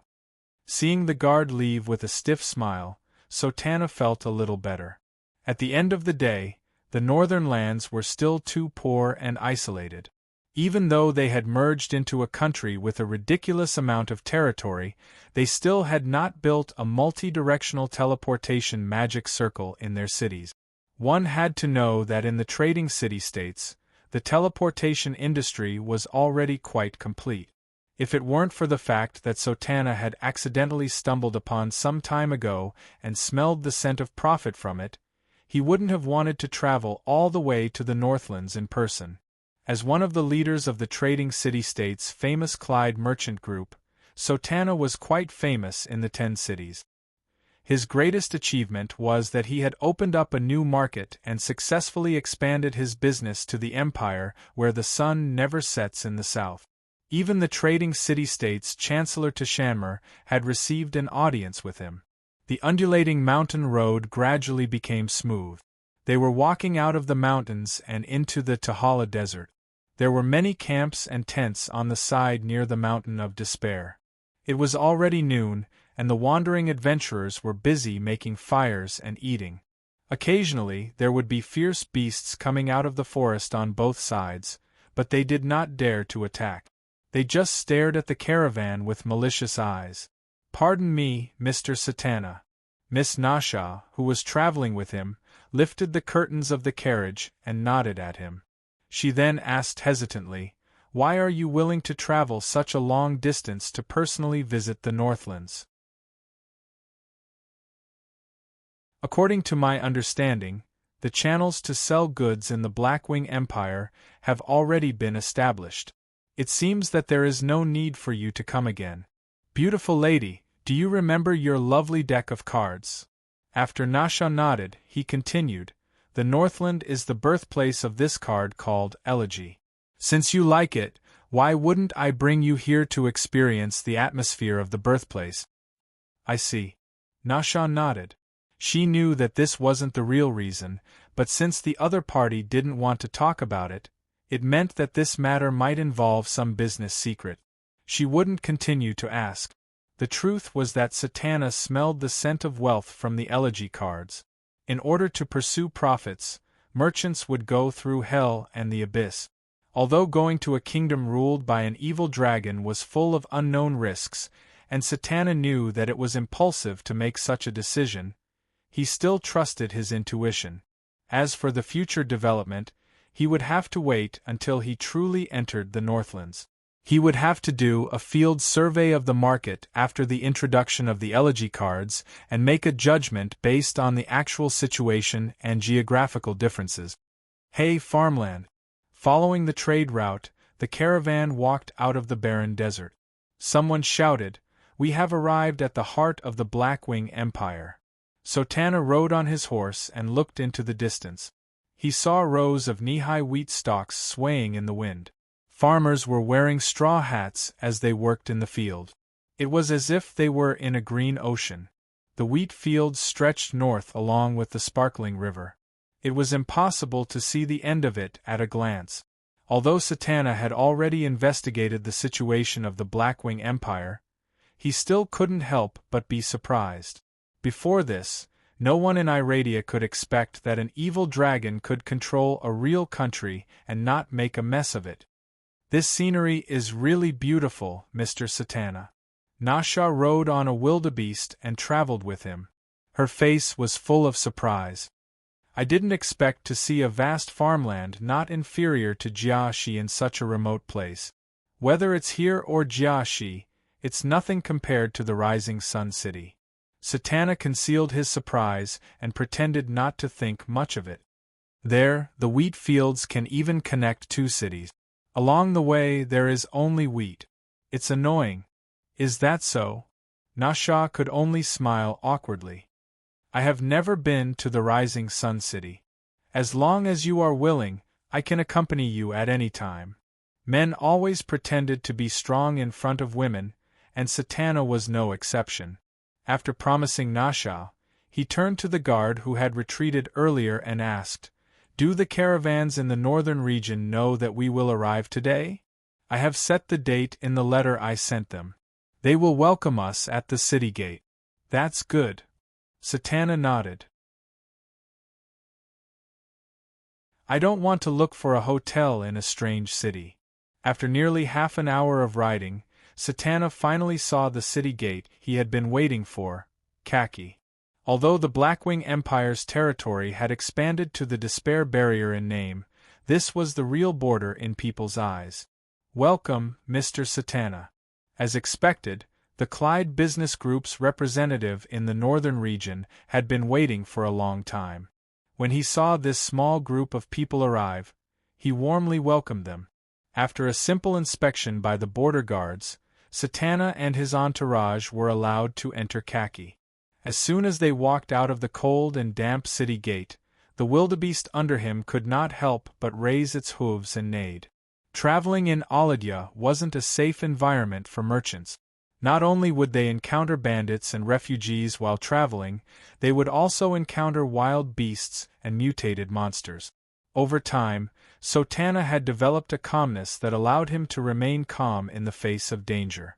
However, even though he knew that the Blackwing Empire was a country where many races lived together, he still didn't expect to see so many ferocious exotic beasts the moment he set foot in this country. Ferocious thorn beasts and ferocious demon hounds, 2-meter-tall beastmen and gray centaurs, wild boar men and battle lizard men with tense expressions, were walking freely on the wide streets. Occasionally, the silhouettes of wyverns and shadow manticores could be seen in the sky. What was truly unimaginable was that even with so many terrifying monsters moving about, this city could still maintain a high level of order. Times had changed. Kaki was no longer the Kaki of the past. This border city had its own name, Sulphur Mountain City.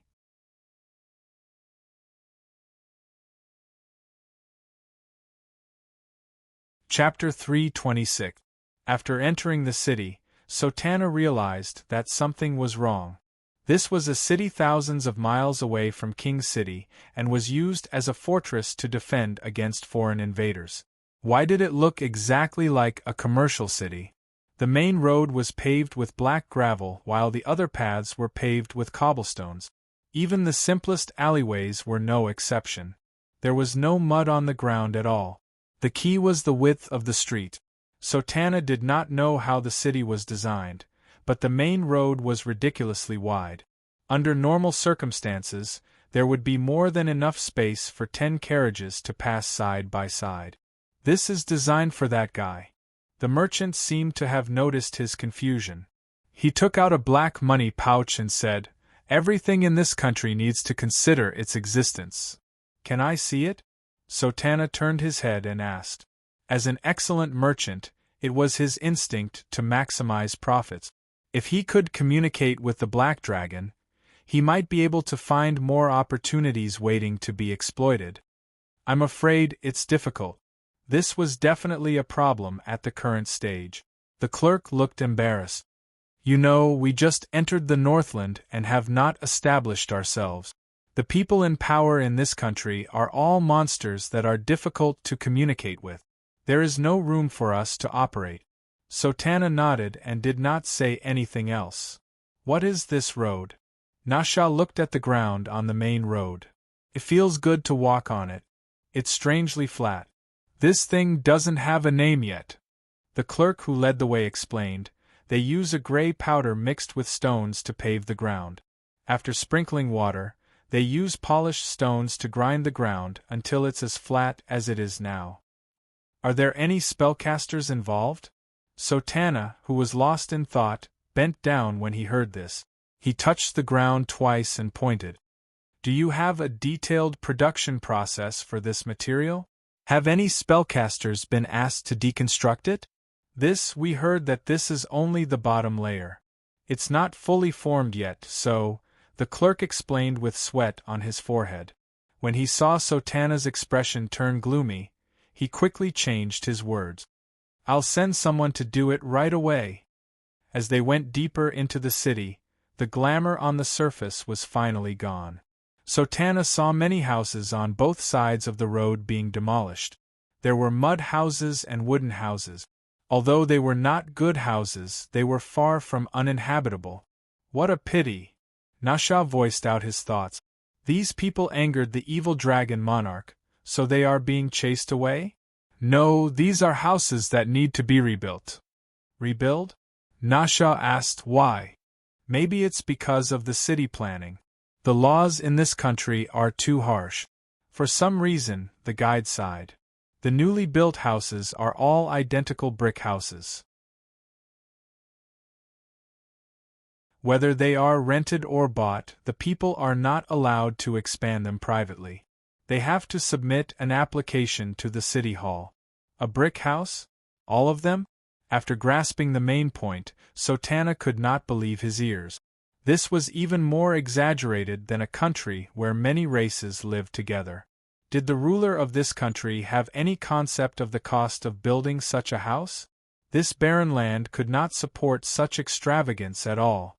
Not to mention the Black Dragon Emperor's treasure vault, even the 10 richest ancient dragons would not be enough. Unless they went to rob it. That's right, they could just rob it. After thinking about this, Sotana's surging emotions calmed down. The Black Dragon Monarch was not a nice guy. It was an executioner, a robber. Perhaps that guy already had such intentions from the start, which was why he dared to spend so much. Just like that, the group gradually arrived in front of a 2-story building. This is the newly built house that we talked about before. We have bought the temporary right to live here. The servants have already cleaned it up, so you can move in at any time. Also, as long as you follow the laws of the Black Wing Kingdom, your safety will be guaranteed. The officer said, "Mr. Sotana, if there are no other questions, I will not disturb you. I wish you a good night." In Sotana's eyes, this kind of house was too cramped, but it was clean and stable. He had to admit that it was very suitable for civilians to live in. If the cost was relatively low, it would have a certain commercial value. However, it could not be moved to other established countries. After all, no country could be as reckless as the Northlands. Although the journey was long and tiring, Sotana was still full of energy. After a simple 3-hour nap, he put on his clothes again and walked into the night with his guards. Working at sunrise and resting at sunset was the basic norm in Eladia. However, it was also the standard to measure the prosperity of a city. At night, one would be able to see through the bubbles and see the true appearance of a city. Sotana, who went out in the night, was somewhat uneasy. This was a risk. Although the members of the merchant group had repeatedly emphasized the safety of the city, he was still more willing to trust his own eyes. Countless monsters flashed through his mind. Who knew if this orderly city in the day would turn into a bloody abyss at night? Just as he had guessed, the night was quiet. It was no longer as bustling as it was during the day. Occasionally, 1 or 2 distorted shadows would pass by in the dark corners, making people even more frightened. This city could not support activities at night. It was already a dream. However, there seemed to be an exception. The Elegy Tavern never closed its doors. Regardless of which city it was in, ever since its opening, it had always stood tall in the most prosperous district of the city. It had never closed its doors. Even though it was brightly lit, spending a considerable amount of effort and money to stay open all night, and the losses outweighed the gains, it had never changed. The Elegy Tavern sold wine, ale, and Northland liquor to merchants, adventurers, blacksmiths, and singers. Even ferocious humanoid creatures would enter the tavern. The nobles and believers of the city were also frequent customers. However, the most attractive thing about the Elegy Tavern was not the liquor, but the cards. Cheers to Emperor Black Dragon. The moment he entered the tavern, he heard loud noises from drunken customers who were entertaining themselves. The tavern is the world. The hustle and bustle of the crowd calmed him down quite a bit. However, Sotana's lips curled into a mocking smile. Anyone who could say something like that was either stupid or evil, or both at the same time. Cheers to Emperor Black Dragon? Did these people not know how the Black Dragon and Tangerine ruled the Northland? Did they have no dignity? Or were they willing to become slaves of the evil dragon? What surprised him was that such words were actually acknowledged and echoed by a small group of people.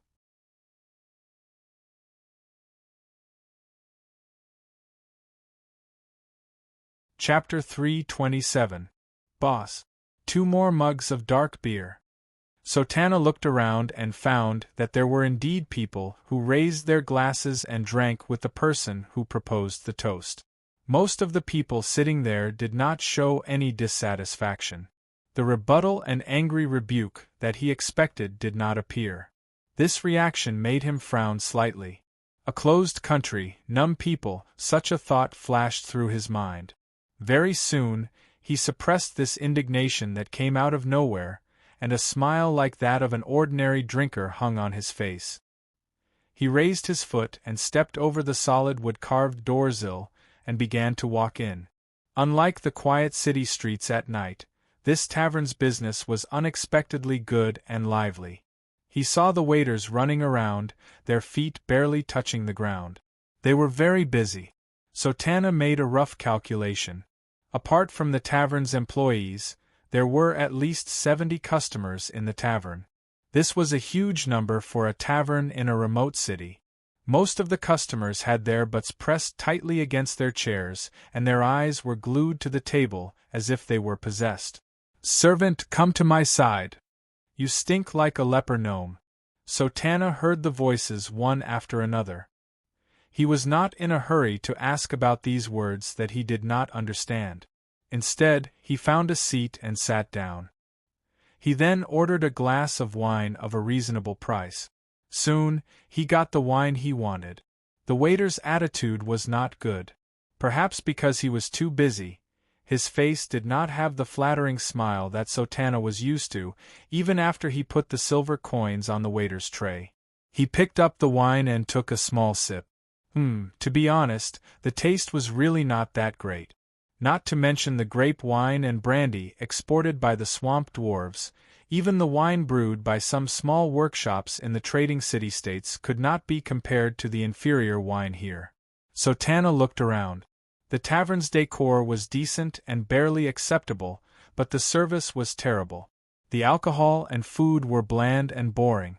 Although there were bards playing harps, there were no singers or dancers, which were the men's favorite. From his experience so far, there was nothing that he liked about this place. It was not enough to attract so many customers. Sotana's sharp business sense told him that the only thing that could make this place so lively was the magic of the cards. He began to lean toward the neighboring table. This table was probably the one with the most onlookers. As for the reason for the onlookers, it was because a guy dressed like an adventurer was quickly tearing open the sealed packs of cards. "Ah, your luck is even worse than I thought." The adventurer beside Sotana took a sip of wine from his glass and said to the adventurer sitting in his seat. He noticed that this adventurer was one of the people who responded to those stupid remarks, so he discreetly distanced himself from him. Luck is a very unpredictable thing, but I believe that my luck will change soon. The next pack should be no problem.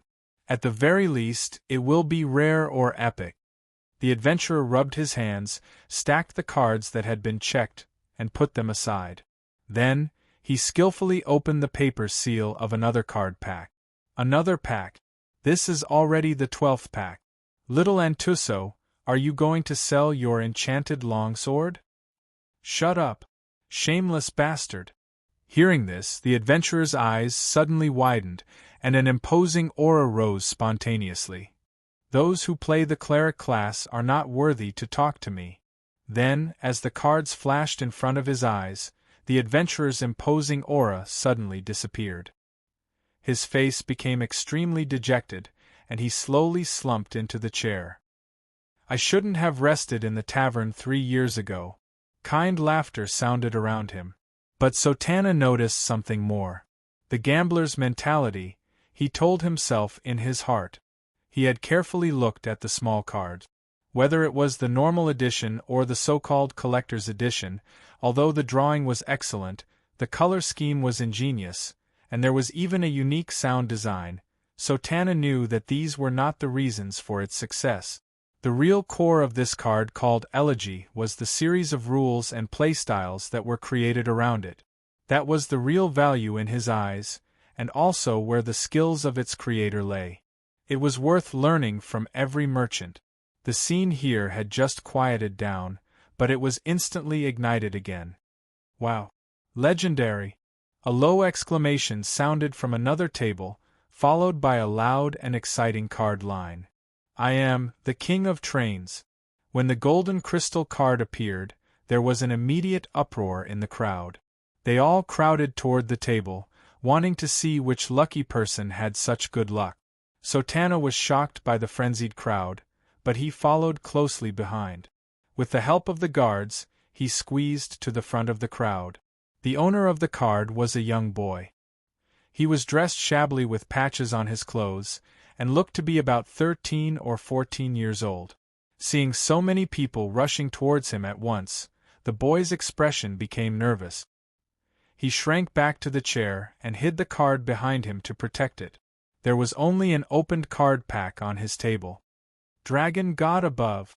This kid only has one expansion pack? A legendary card from one card. This is the blessing of the gods. Little Antuso is probably going to cry. Even if it's a normal legendary card, its value is immeasurable, not to mention the legendary card from the Tahala Desert expansion pack that was just released. If this card is sold, this kid will have no worries until he reaches adulthood. The King of Trains, Lenoa. I heard that Mr. Warren is trying his best to find this card. He said that he wants to create a set of cards called Quick Attack, and is preparing to show off his skills in the upcoming tournament. The people were discussing with envy, jealousy, friendliness, hostility, and so on.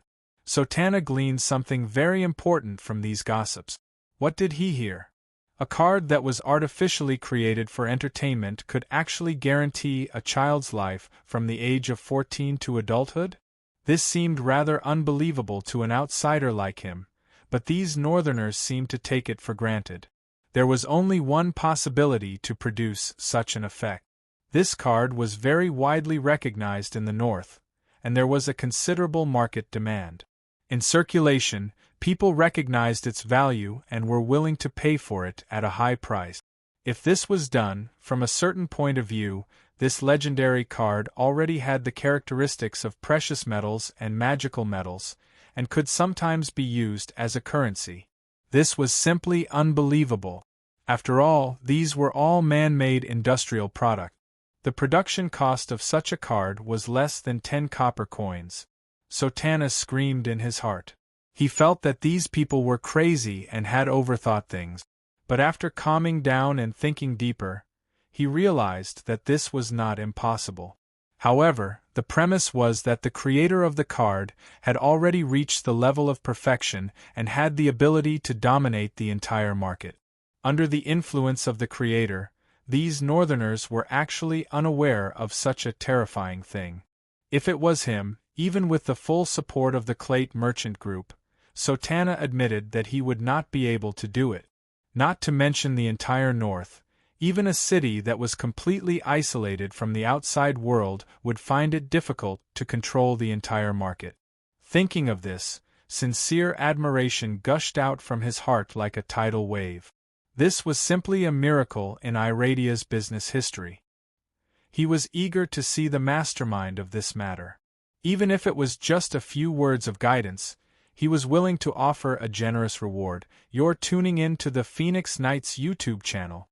Don't forget to subscribe and join us on this journey to catch the most captivating stories.